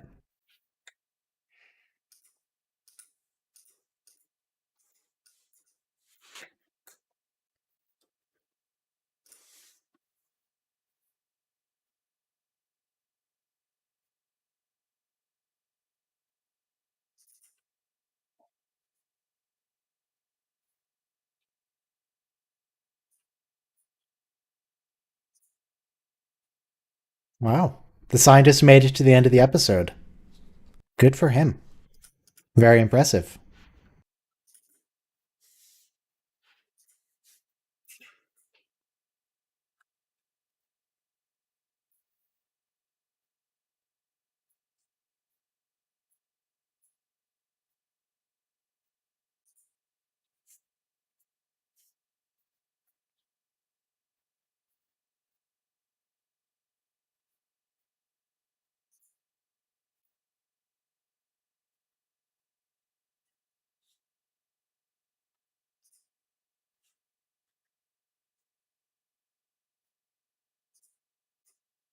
All right, so that episode was not the Wesley episode that I thought it was initially.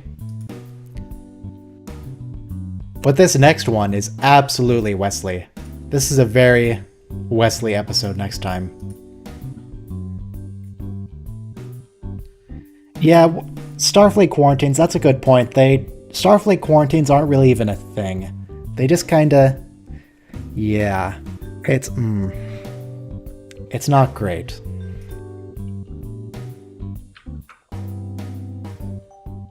Hello. Hello there. Oh, hi. We got one person in the Discord. If anyone else would like to join the Discord, there's a link in the description. You can just click on that and come on in.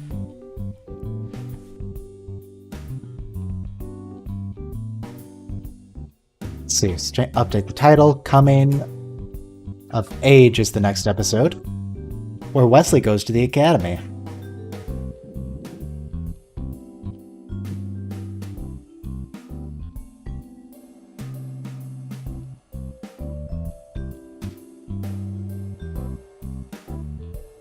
So, we've got a little bit of time to kill. So let's do some math. We all love math. Let's see. Let me open up Paint here. So, suppose you have a circle with a radius of 1. People were saying they don't like math earlier. Ridiculous. We're going to do some math. So we have a circle of radius 1. Therefore, the area of the circle, which is pi r squared, is just pi. Now suppose you're looking at just a quarter of a circle. Then that will naturally be pi over 4 when the side is equal to 1. Suppose we also draw a square around it with sides equal to 1. Then the fraction of this square that makes up, or the fraction of the square that is the circle, is just pi over 4. Because that you can see this much is square. If it's not in this little bit, then it's in the circle. And look, suppose we drop a trillion tiny points in here and count how many fall within this. Suppose we didn't know this. We don't know what pi is. We want to try and figure out what pi is. If you drop a trillion tiny points and count how many fall inside the circle, how many fall outside, then the fraction that fall inside the circle will be the same as the fraction of the area of the circle relative to the square. And then if you multiply that by 4, pi over 4 times 4 is just pi. So you can use that to approximate pi. And let's see, if I just put in a trillion little dots here, Isn't over this the time. Monte Carlo method? It is Monte Carlo. It is absolutely Monte Carlo. Monte Carlo is a good method. So we just keep drawing, we just keep putting in little dots.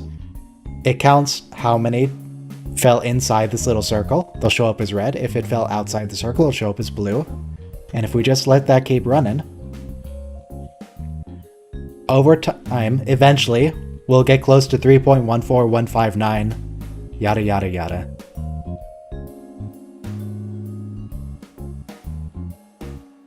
And the percent error will slowly go down. It'll keep fluctuating. It'll keep fluctuating for a while. How do you calculate error without a real pi?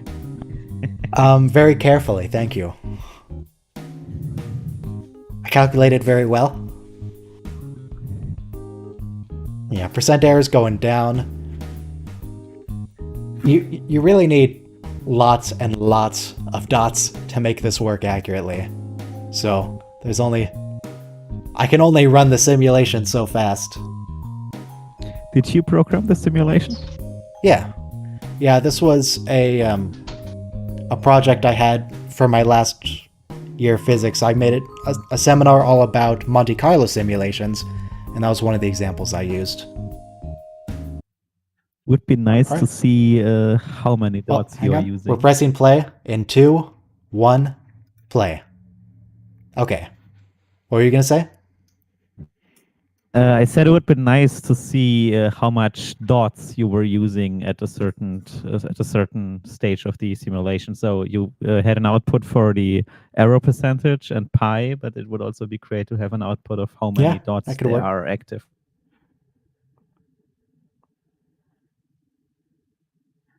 I wonder if I can even add that now, because I don't think the version of... Yeah, I don't think it's compatible with my thing anymore. It's a really old version. I can't load it.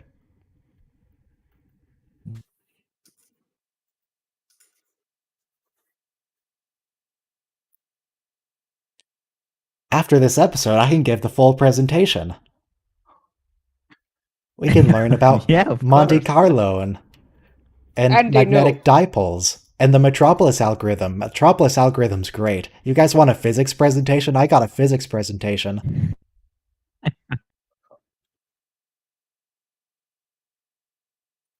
I mean, I gave it like 3 years ago, so I might need to brush up on some of the details. It might just be wrong now, but I can give you a presentation about big data and high performance computing and MapReduce and stuff. do you have a simulation we can watch on the stream? No, sorry, I only have slides. But fancy slides. Fancy slides. I mean, to be fair, that's all mine are too. They're just fancy slides.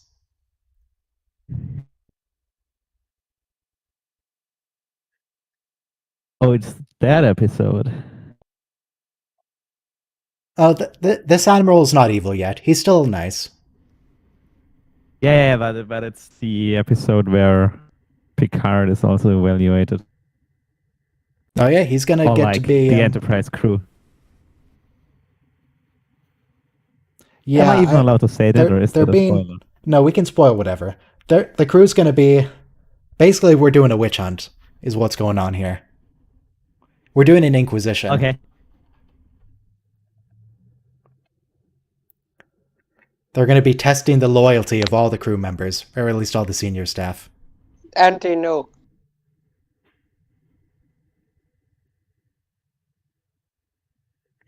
I don't think the assistant's evil yet. I think everyone here is still their actual real people. Yeah, I think so too.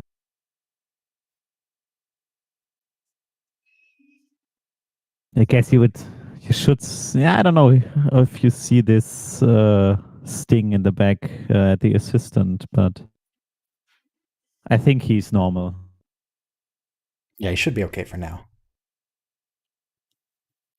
So you can have two kinds of important magnets. You can have ferromagnets and you can have paramagnetic materials. Ferromagnetic materials, all the little magnetic dipoles within them will sort of align themselves just as they are. Where paramagnetic, they need some sort of external force, some sort of external charge or temperature or something to align themselves correctly. Because if you have too high a temperature, then the effects will just get randomized.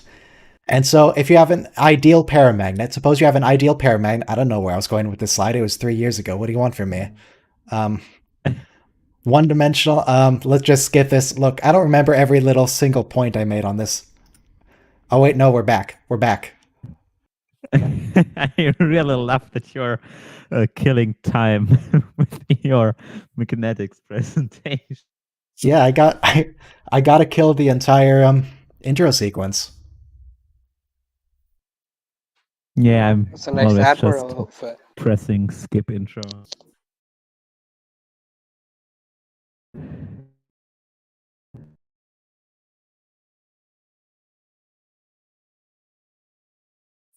Yeah, the season 1 Admiral outfits they're pretty bad.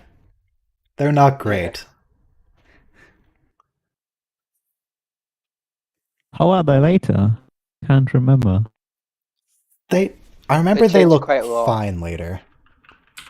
Let me find a picture of one.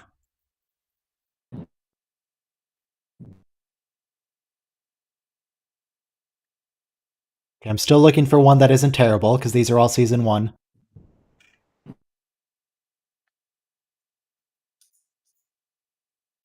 That's from a fake alternate future created by the Romulans, so that doesn't count. Oh, here's one. Let me...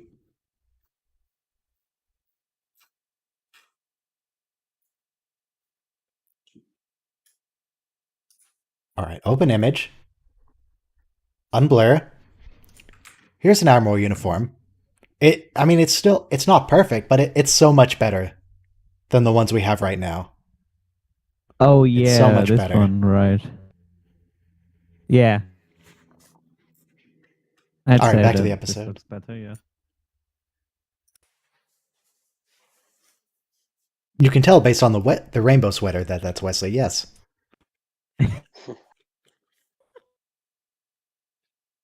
Yeah, I've seen a watch along from you, I don't know, last week, 2 weeks ago or something, where you were talking about the rainbow sweater. It's all and you about the said like sweater. he's an acting ensign, so why can't he wear a normal uniform? And I Exactly. guess because he has not yet been accepted into Starfleet Academy and he does not officially carry the rank as ensign. So I guess that's why he cannot wear an official ensign's uniform. No, see, my theory is that is the official ensign's uniform. All ensigns wear the sweater. Or cadets, because he'd be more akin to a cadet. Yeah, we got Mordok. Mordok's pretty cool. Wesley's gonna be kind of space racist to Mordok later, but that's not in this episode. It'll be fine. He will be? He's gonna confuse another one of his species with Mordok, Oh, yeah. and then he's gonna ask, "How do you tell each other apart?" Well, you can't ask that, Wesley. Yeah. But Can't isn't tell a that also species a they all look mistake? the Like, same. if Mordok is the first one in the academy and then he gets to know the other Benzite who finished before Mordok. Was the other? I don't think the other Benzite was in Starfleet because it was an exchange program they were doing. I thought he Some of was the wearing an ensign's uniform. some of the computers on the back look like from the TOS films.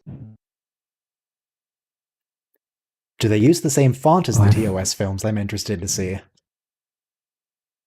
I've actually never really watched TOS. The series is fine. The movies are really good. Well, Yeah. not the motion picture. Yeah, The I've motion seen, picture's like- trash. No, not the motion picture. I've seen like the one where they go back in time to get some whales. Oh, that's the best one.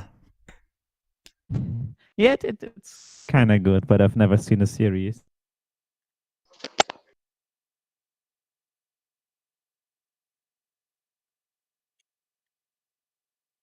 The sixth movie, the one where I guess I shouldn't spoil it, but there's some detectiving in it. That's really good. Sixth movie, how is it called? The Undiscovered Country. Yes, Undiscovered Country. That's it. No, it doesn't ring a bell.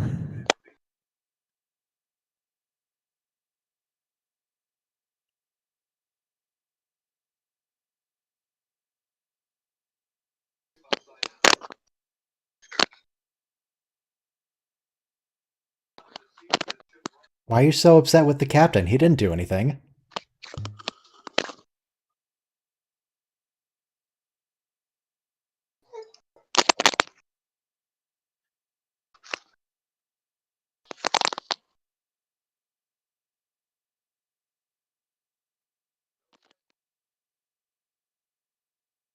I guess they're just both of them are really stressed out.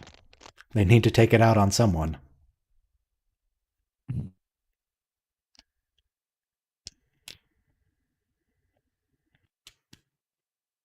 Oh, Wrecker is pissed. That must mean he's controlled by an alien parasite. Yes. Hyperspace physics test. Okay.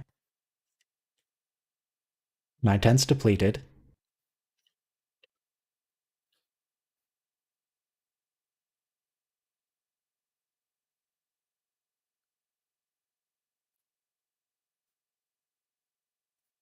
That's what we call a Fangfrage in German, as like all those information like 9/10 depleted and warp 8 and whatever has nothing to do with the solution.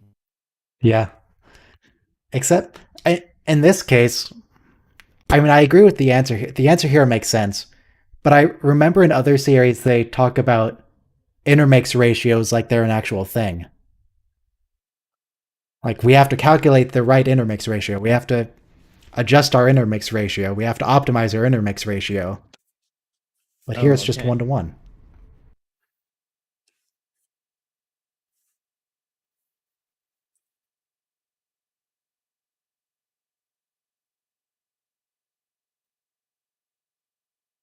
Yes, it does, Wesley. Don't lie to her.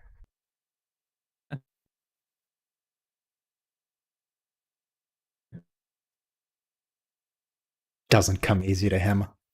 Ridiculous. Oh gosh.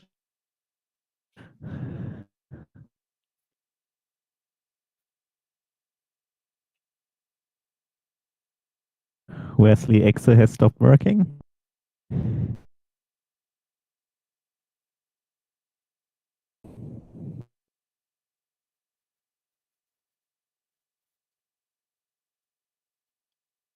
He seems available. He's got time. Riker's always available. Only if it's a woman.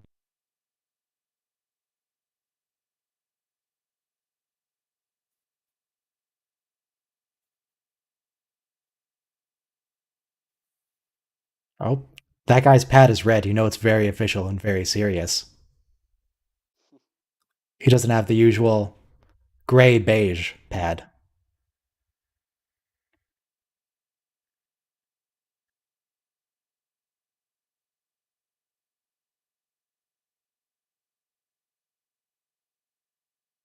Yep, that's how chairs work, Riker. Thank you.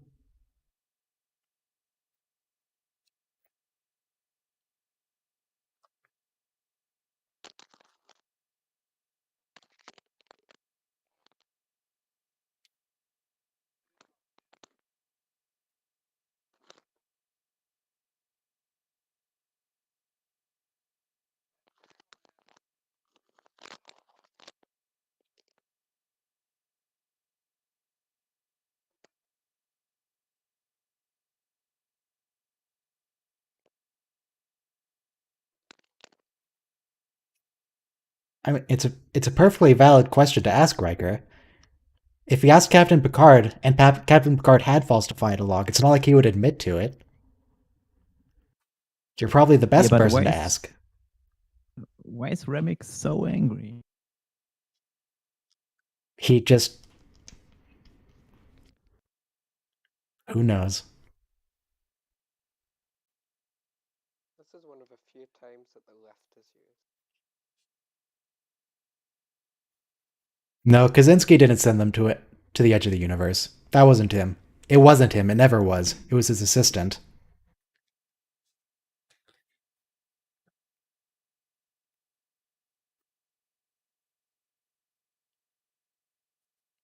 Why is LaForge in the engine room but still wearing a red uniform?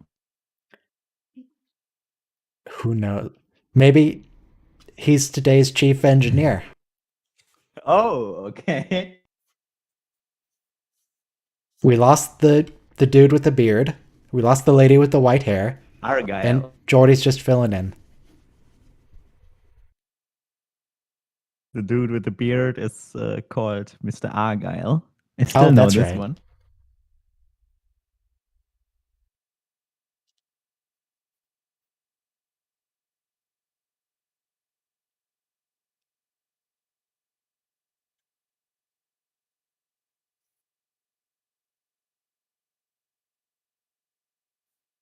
Yeah, they actually built a holodeck set. See all the scratches in the floor and everything. Oh shit! Right? Yeah. It's not. Yeah, Never it's not just noticed CGI. that. It's a real. It's a real room.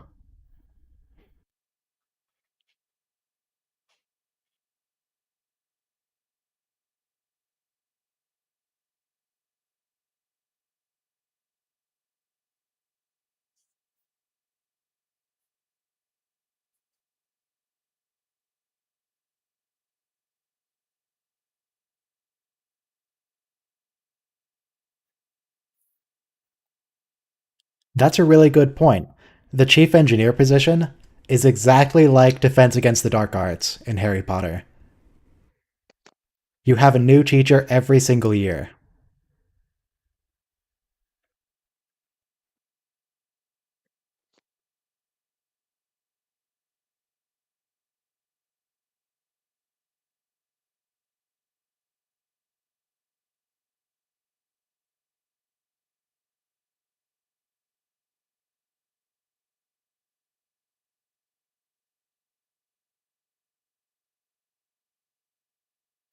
No, LaForge is absolutely not chief engineer throughout the series. LaForge is chief engineer from season 2 onward. Season 1, they keep rotating. He might get chief engineer later in this season, but definitely not yet. I think it's episode 1, season 2.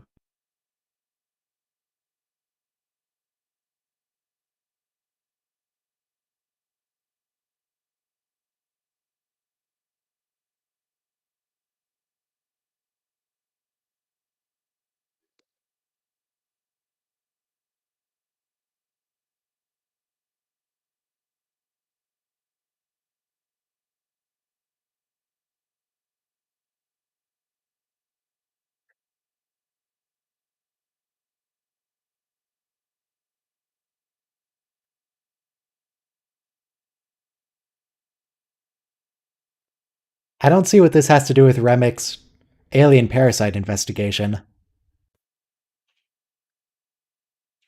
I don't know why he would think someone breaking into a cargo bay is related to that.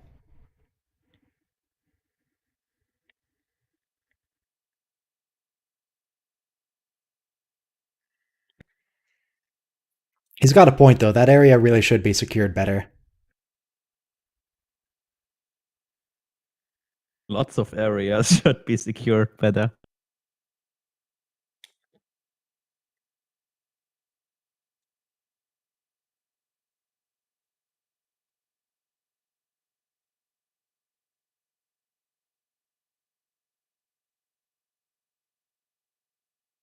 Oh, yep, that Yeah, that's right. quite. I really Those are some nice forgot hydraulics. how much there was in this episode.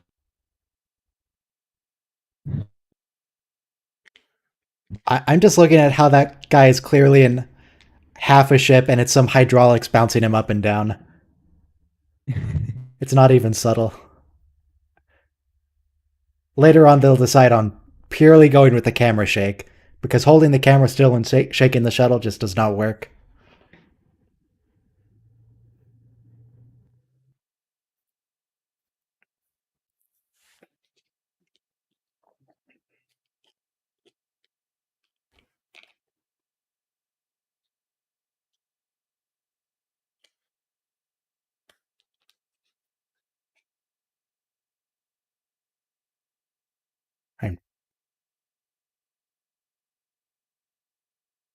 I mean, it's not going to take only 50 seconds to crash into the planet. He's got time.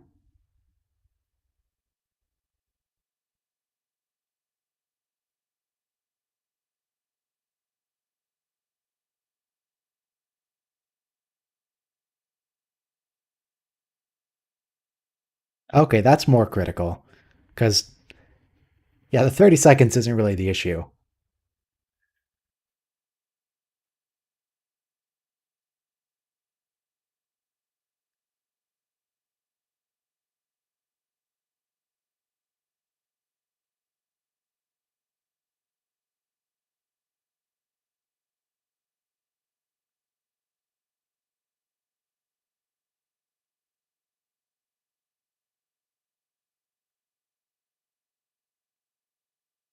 Oh, we got the hydraulics back.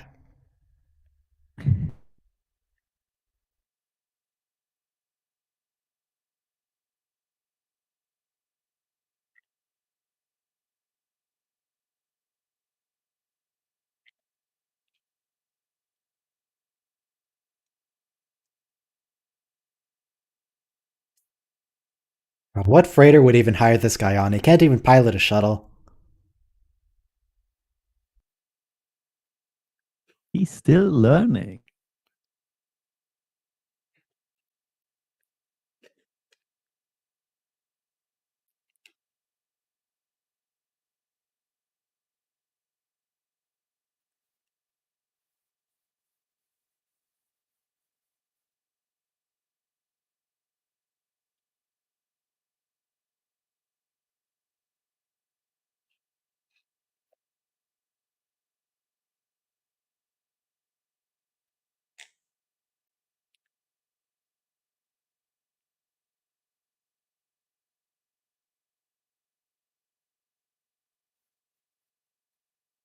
Okay. I got nothing to say about that.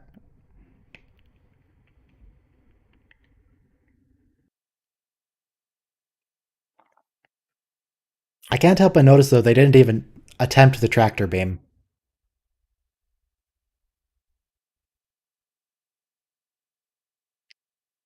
Art? Okay, so he's not. He said he's fully trained in shuttles. So it's not just that he's some young kid who doesn't know what he's doing. He's actually received training in this. Mr. Curlin's just worthless. What is the point of that man?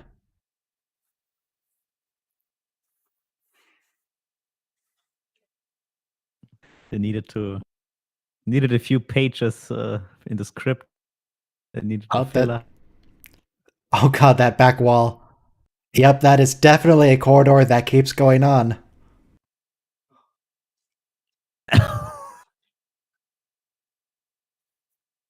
Wow, that's some impressive corridor work. Look, they tried. Yeah. There was an attempt.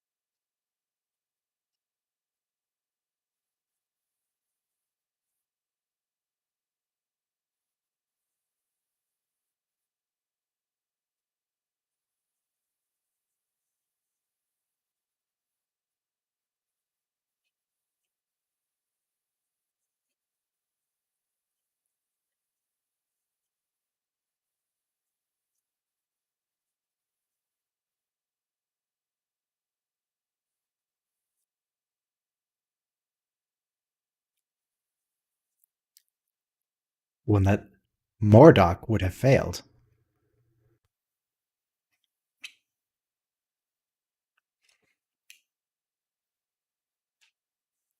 Does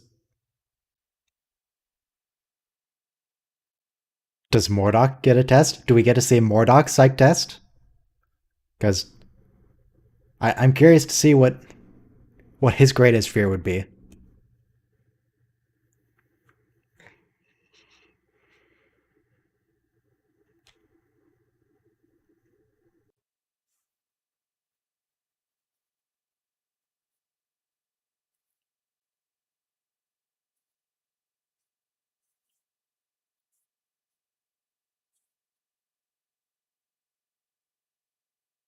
I still don't get why he's assuming this Remick.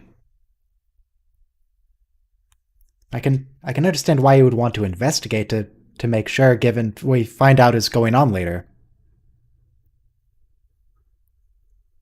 But he Maybe seems the complete. admiral told him. Maybe. Yeah, he seems completely certain that Captain Picard is actually an alien parasite.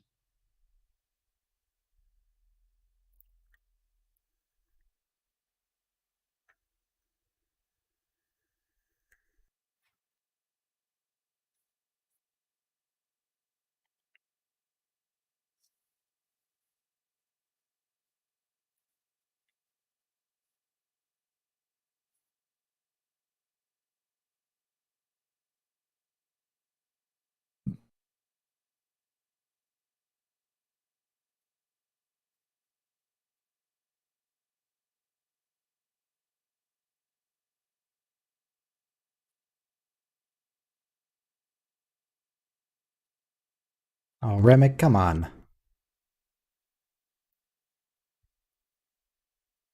It's the Remick, leave her alone. What are you doing?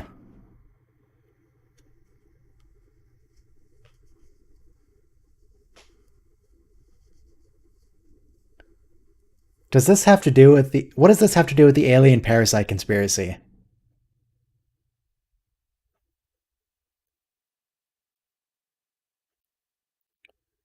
Unless Remick thinks that she's an alien parasite too, and that's the only reason she's okay with serving with him?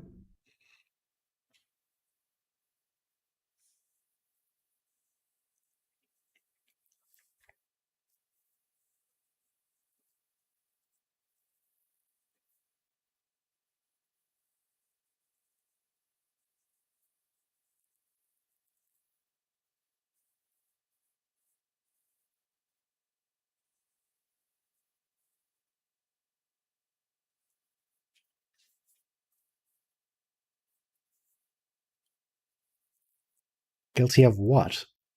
You haven't accused him of anything.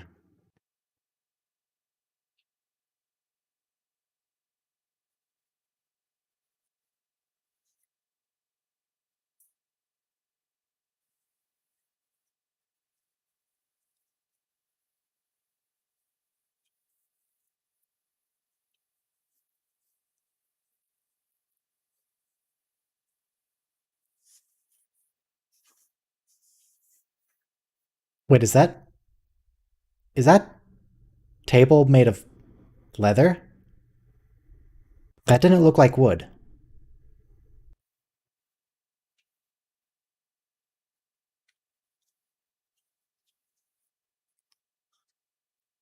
No, Queen, go sit down again. I want to look at your table.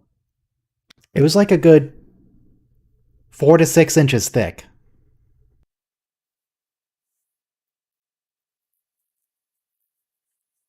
It looked upholstered. Oh, hey, that looks familiar. That, hang on a second. Hey, you guys want lattice results? Are we working with lattices? So if you look here, you can see as the temperature goes down in this hypothetical solid, the magnetic dipoles tend to align themselves into domains represented by gray forming together and whites forming in clusters as well.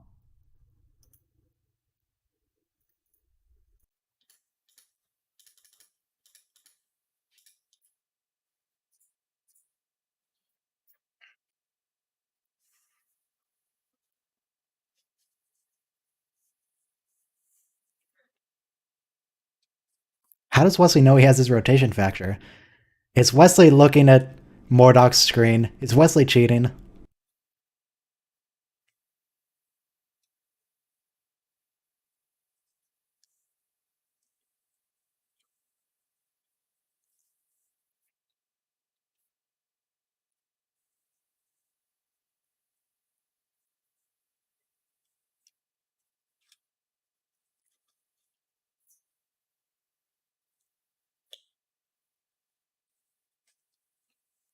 And for that, he will be punished. I'm always wondering, why isn't the Vulcan the best at this test? Aren't they supposed to be best at logic? So shouldn't she supposed to be the best in this test? Well, there's also the fact that she was probably already rejected from the Vulcan Science Academy, so she's the worst of the Vulcans.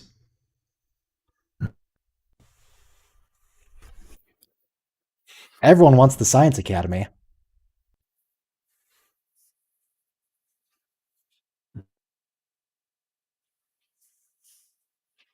It looks strange, but I don't know. Yeah, I don't know what that Could is. be wood.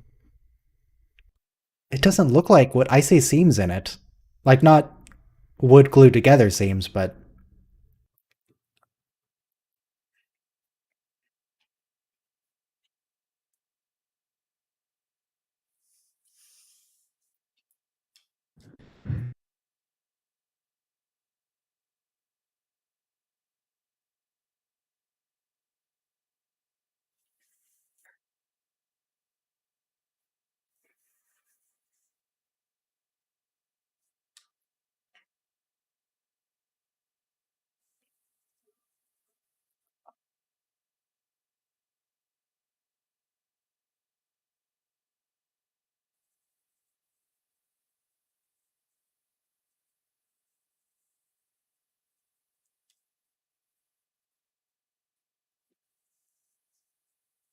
Yeah, that's not gonna happen, Remick.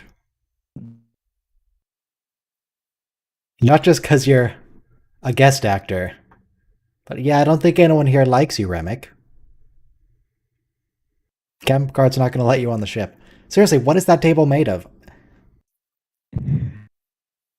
I can't look away from it. Plastic?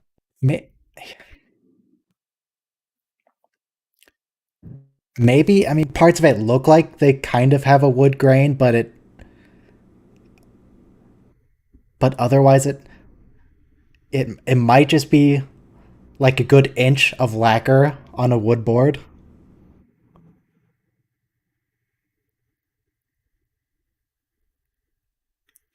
Oh, sorry, you're German. It might just be a good 3 centimeters of lacquer on a wood board. Thank you. You're welcome. Kein Problem. Oh,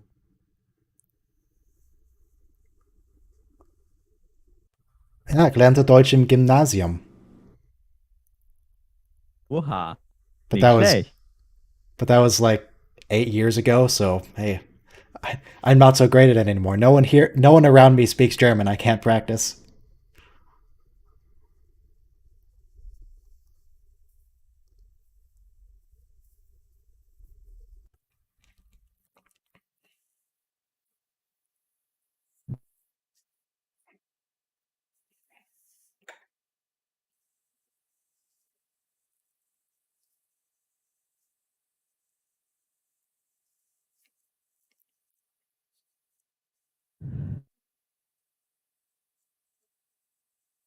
Wait, what job were we talking about? I missed it. The Commodore? Commandant of Starfleet Academy. Commandant, okay. I don't think Captain Picard would like that. Because if it's an academy, there are probably a bunch of young people there and he hates kids. And Yeah. probably teenagers. Yeah. That is the worst job to offer him.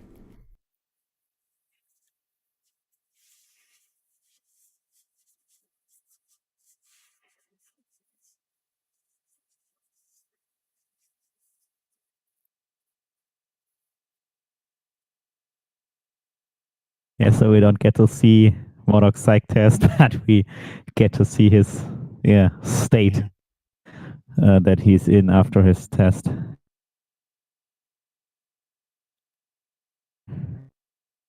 Must have been pretty terrifying. I wonder if that wasn't even Mordok taking his test. I wonder if he's in on it, trying to trick Wesley. Oh, okay. So, I mean, what could Mordok Never have thought about possibly that. been doing in that room? Yeah, right.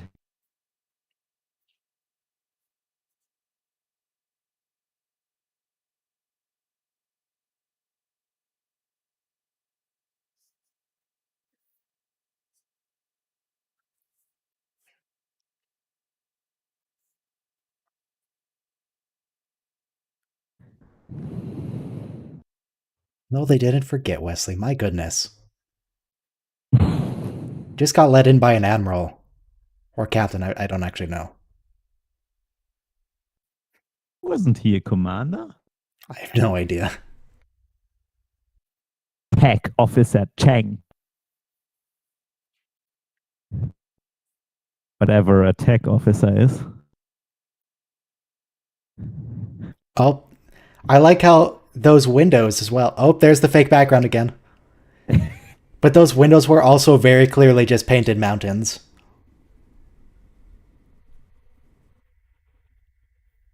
Why doesn't he open the door?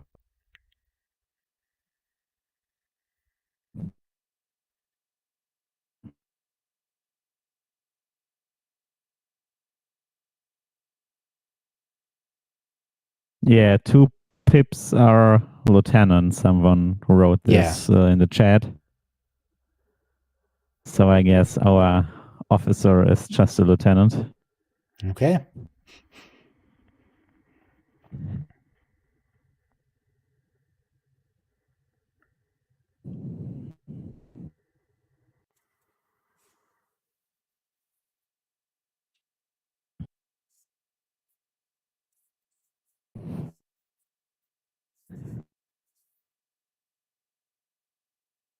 So are you from the States or where you're from? Yeah, the States. West You- Coast. You learned German in school? Yeah, you have to learn a foreign language. And my school, when I was there, had the choice between Spanish and German. They actually added a Native American language. I forget which one. But that was too late for me to start taking it. So yeah. Everyone has to take a foreign language. Just how many people actually care to remember it or use it. Okay. Because German does not come up in the States ever. Aren't there like German speaking cities? I mean, there are little parts within cities that have larger German populations, but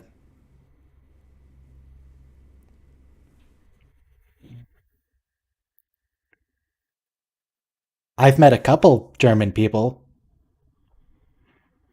but it's not very common. At least not where I am.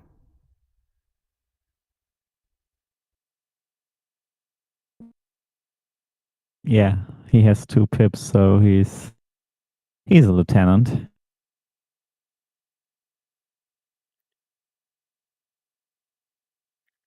Man, that guy's he's like in his 50s too. He only made it to lieutenant? Wesley's gonna be a captain by the time he's 30. No, he's still gotta wear this rainbow sweater. You can put pips on the sweater.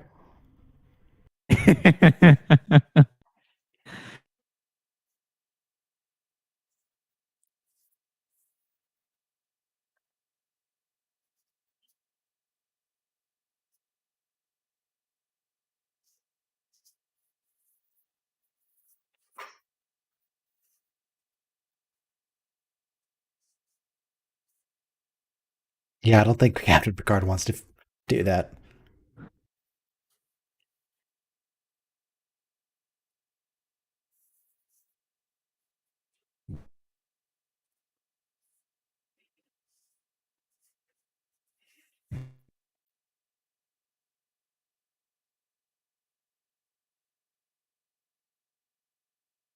So they're all gonna be let in because they need as many officers as they can get.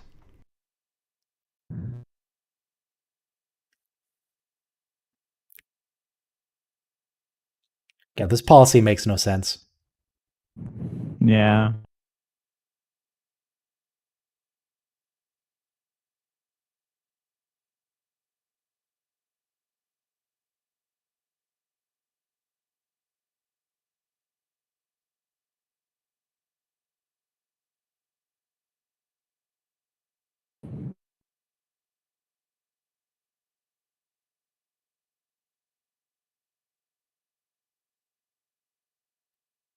Yeah, it's not because Wesley was better than you. It's because Wesley's actually awful. You might think it's because he helped you and he lost time, but no. Wesley just sucks.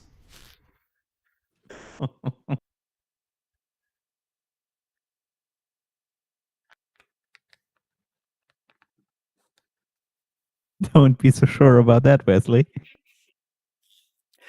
But Mordoc's being polite about it. Mordoc's a nice guy. It's all about Mordoc. Yeah.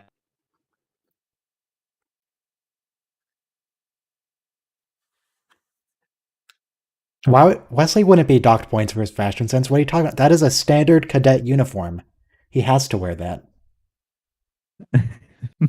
Docked points for it. My goodness.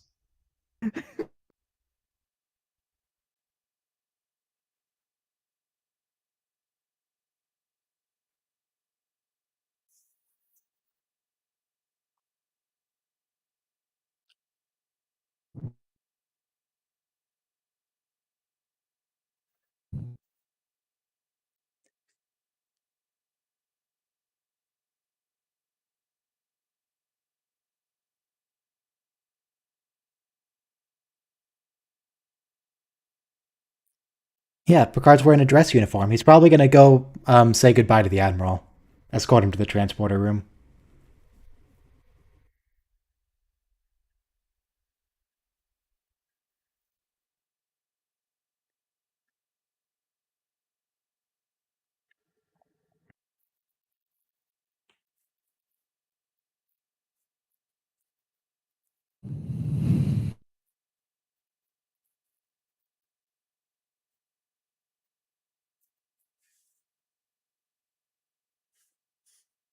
Okay, so he's not. Maybe he already escorted the Admiral away, and he just hasn't dressed out of it yet. Nope, farewell dinner. Okay.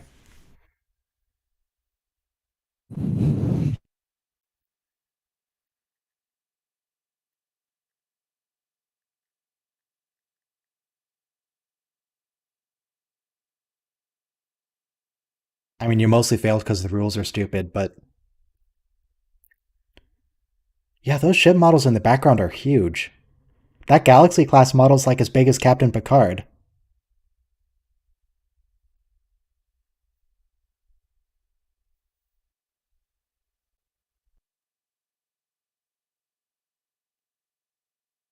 Yep, that's not true.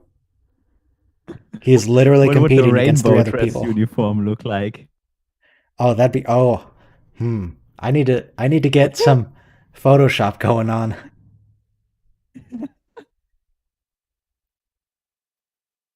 But the question is, if I make a rainbow dress uniform, do I use this Wesley? Do I use adult Will Wheaton?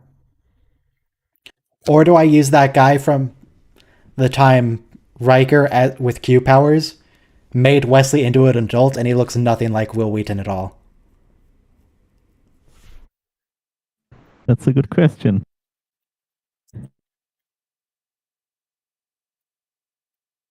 Maybe you should use young Wesley. Because we could use adult Wesley here. He already has the rainbow sweater. Perfect. Yeah, That's totally what Will Wheaton looks like. totally.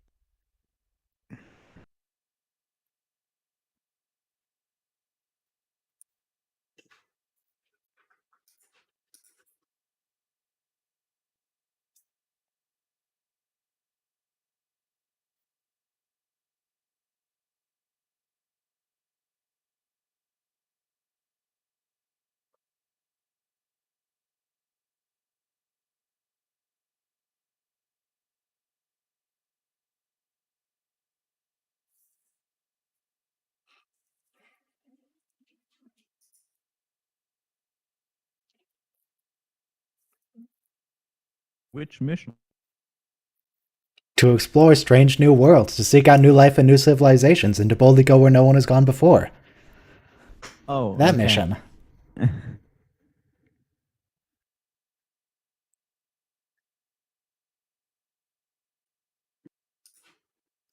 Okay, so there wasn't quite as much Wesley as I was hoping for in these three. Mostly because I completely forgot that one with the microbes is not the Wesley nanites. That definitely happens. Yeah, but that's like, I don't know, season 3, season 4? I think it's season 3. So anyway, Monte Carlo simulations. Basically with Monte Carlo, one is you have some sort of material or a lattice, or you have something. You have some area, and you choose a random point in that area, you do something to it, and then you repeat the process, choose a new random point, perform the same action there, and you just keep doing that.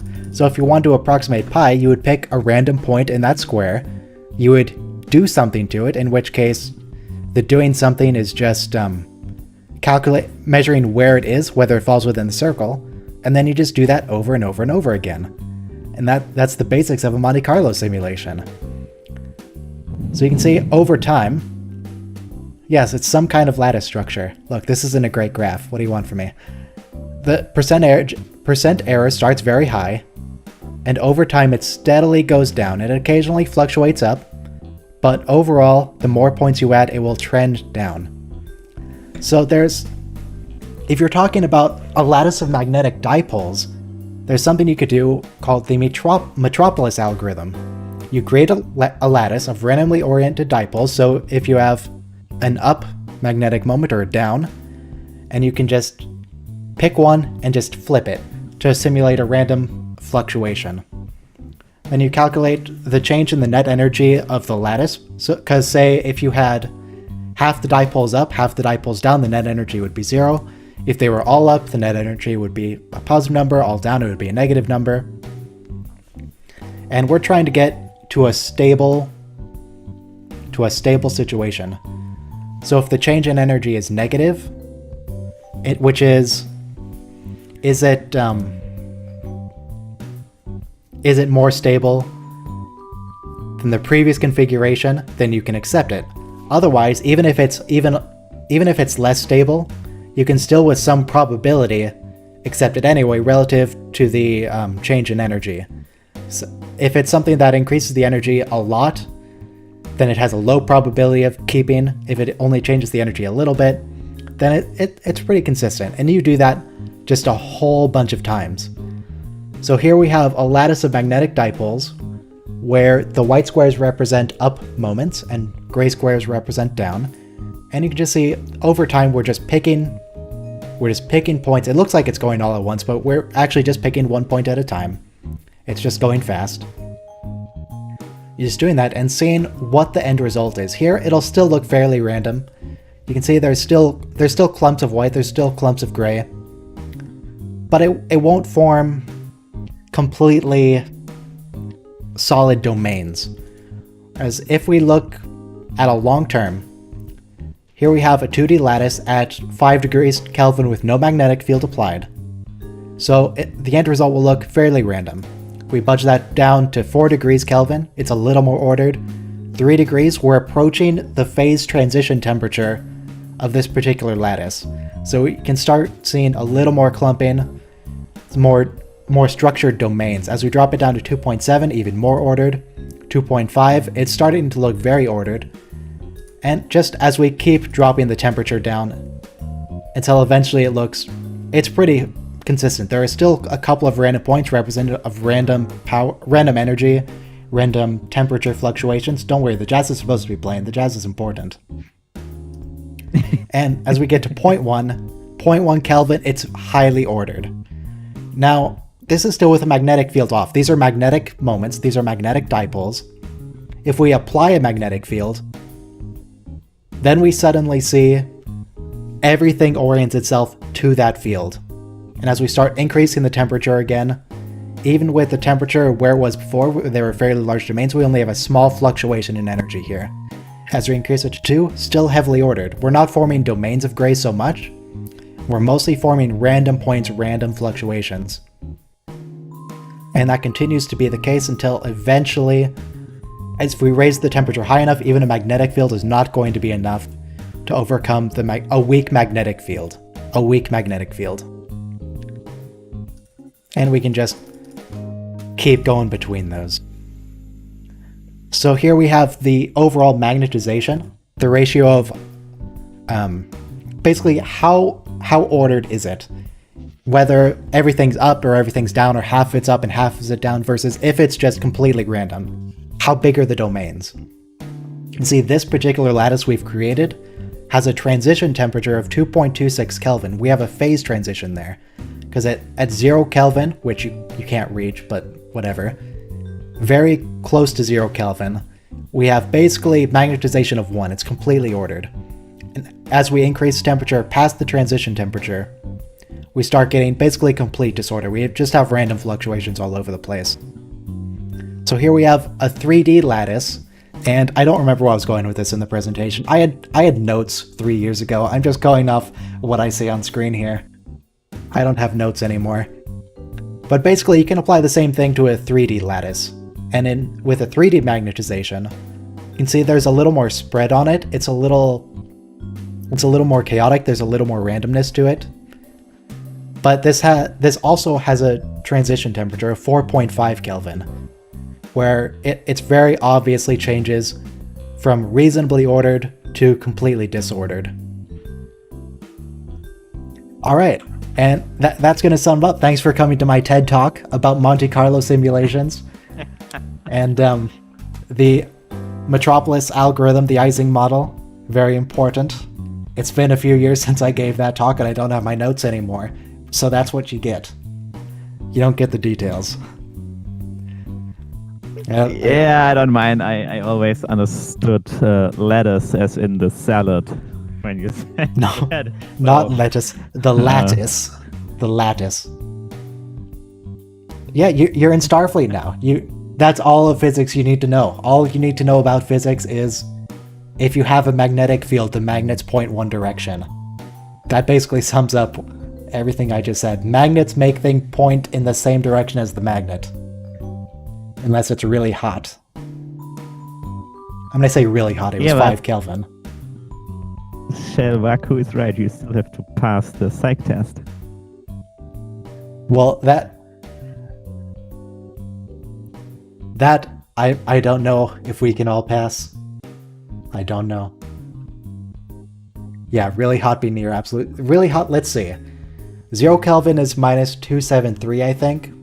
So we were still talking about -268 Celsius. -268 Celsius. So, you know,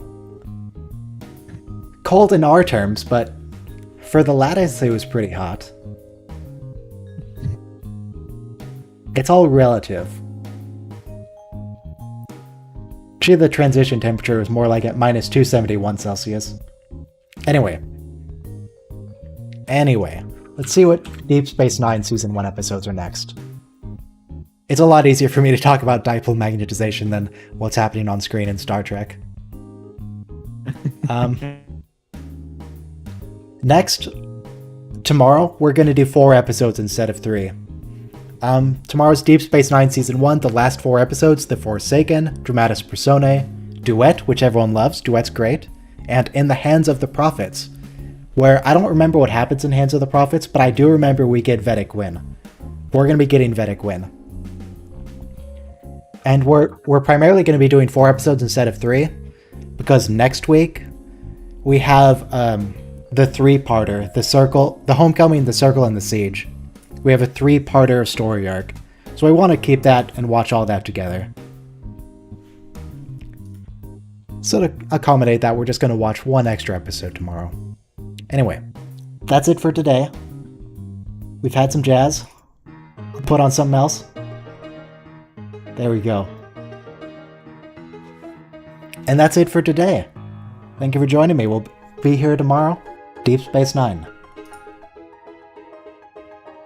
I won't be there tomorrow. I'm sorry. Because like 9 p.m. GMT, that's 11 p.m. in Germany, and that's late for a Sunday evening. Yeah, I base the times on the audience analytics. Because YouTube will tell me when most of my viewers are active. Most of my subscribers. In fact, I can just show that. I like that graph. Here it is, unblurred. Yeah, most people... Saturday, Sunday... People start logging off around 3 p.m., 1 hour after we start. And most what people... time zone are you in? Well, this is all relative to my time. Most of my viewers will start logging off around 3 to 4 p.m. my time. And most of my viewers are in United States and Canada. Germany only makes up about 4%, Australia 3.5%. So I base the times around top 3, United States, UK, and Canada.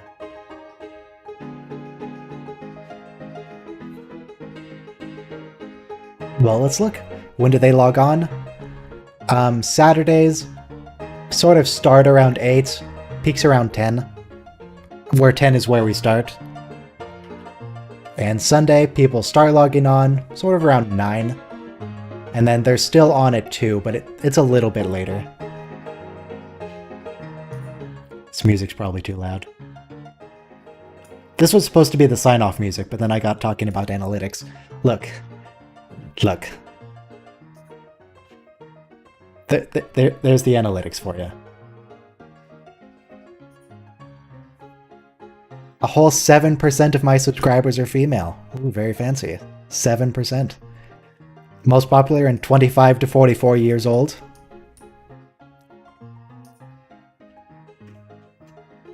Yeah. Subscribers who turned on all notifications. Only 7.2% of people hit the bell. Why don't you guys hit the bell icon for get notifications when I'm active? 7.2%. My goodness. I don't actually care. You can hit. I don't care if you hit the bell. I've never hit the bell on any channel.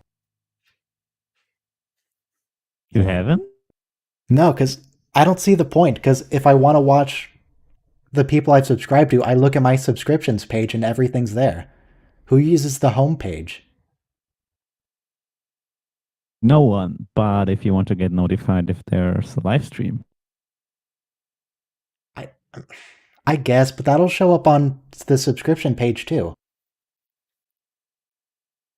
Yeah, but this needs you to be actively on the subscription page. And if you aren't, to actively remember when the live stream is scheduled. I suppose. Because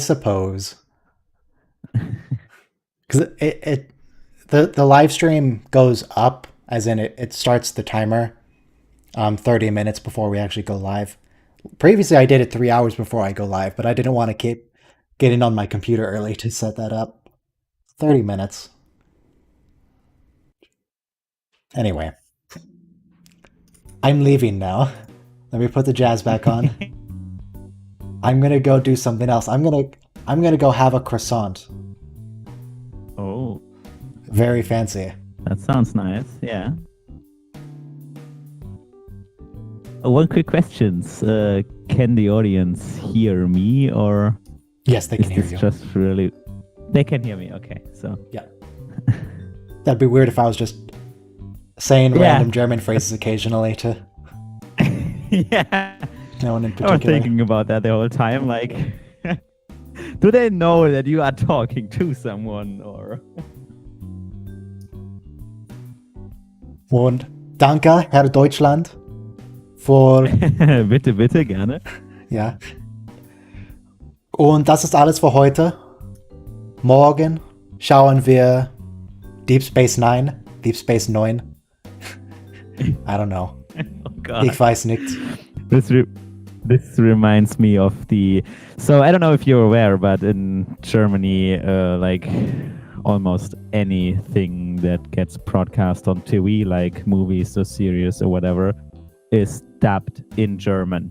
And just earlier today, I stumbled upon a German episode of The Next Generation, and that's like, dang, like that's I don't know. Germans aren't really good at dubbing foreign movies. It sounds like nothing like the characters. No? Like You don't like German Data Captain or Picard? or whatever. No, it's like I've watched the whole series, so all episodes in English like twice or 3 times, and I get used to the original Picard to Patrick Stewart, and the voice of Patrick Stewart fits like the character and how he's behaving and acting, and then you hear the German voice, which is like completely different, and this, well, I don't know, if earlier, like, I don't know, 10 years ago, when I watched Star Trek on television and I only watched the German episodes, it kind of seemed normal to me, but as soon as you hear the original voice and how well like the voice and the character and the acting or whatever can go together, then it's really strange to hear the German voices again. All right, well, I found the German version of Captain Picard. Let's see what he sounds like. Ich glaube Ihnen, dass das sehr aufregend ist, aber vielleicht sollten Sie Ihren Emotionschip vorübergehend deaktivieren. Gute Idee, Sir. Yeah, that sounds nothing like Patrick Stewart. It's not even close. Nur höchst ablehnende Art an. Ich glaube Ihnen, dass das sehr aufregend ist, aber vielleicht sollten Sie Ihren Emotionschip vorübergehend deaktivieren. They also have to talk a lot faster than normal to fit in the time constraints of the English line when the German phrase is a lot longer. They're like talking twice as fast because the words are a lot longer in German. Yeah, that's it's strange. Okay, now may I leave for my croissant? Yeah, of course. Sorry, I didn't Okay. mean to. No, we're good. That's interesting information. I'd never watched the German dub. Maybe that'd be a good way to keep learning German. Watch the German dubs Yeah. and just try and get over the fact that it doesn't sound anything like Patrick Stewart. Yeah, maybe you should, I don't know, choose a native German movie or something. And No, not but- a dub version. But the Next Generation lines I already know, so I don't need to look up the translation. Yeah, I guess that's a point that helps. Okay. Goodbye, everyone. Thank you for joining me. Be here tomorrow for 4 episodes of Deep Space Nine, including people's favorite episode, Duet. Auf Wiedersehen. Bis morgen. Yeah, bis nächste Woche. I don't think I can make it tomorrow.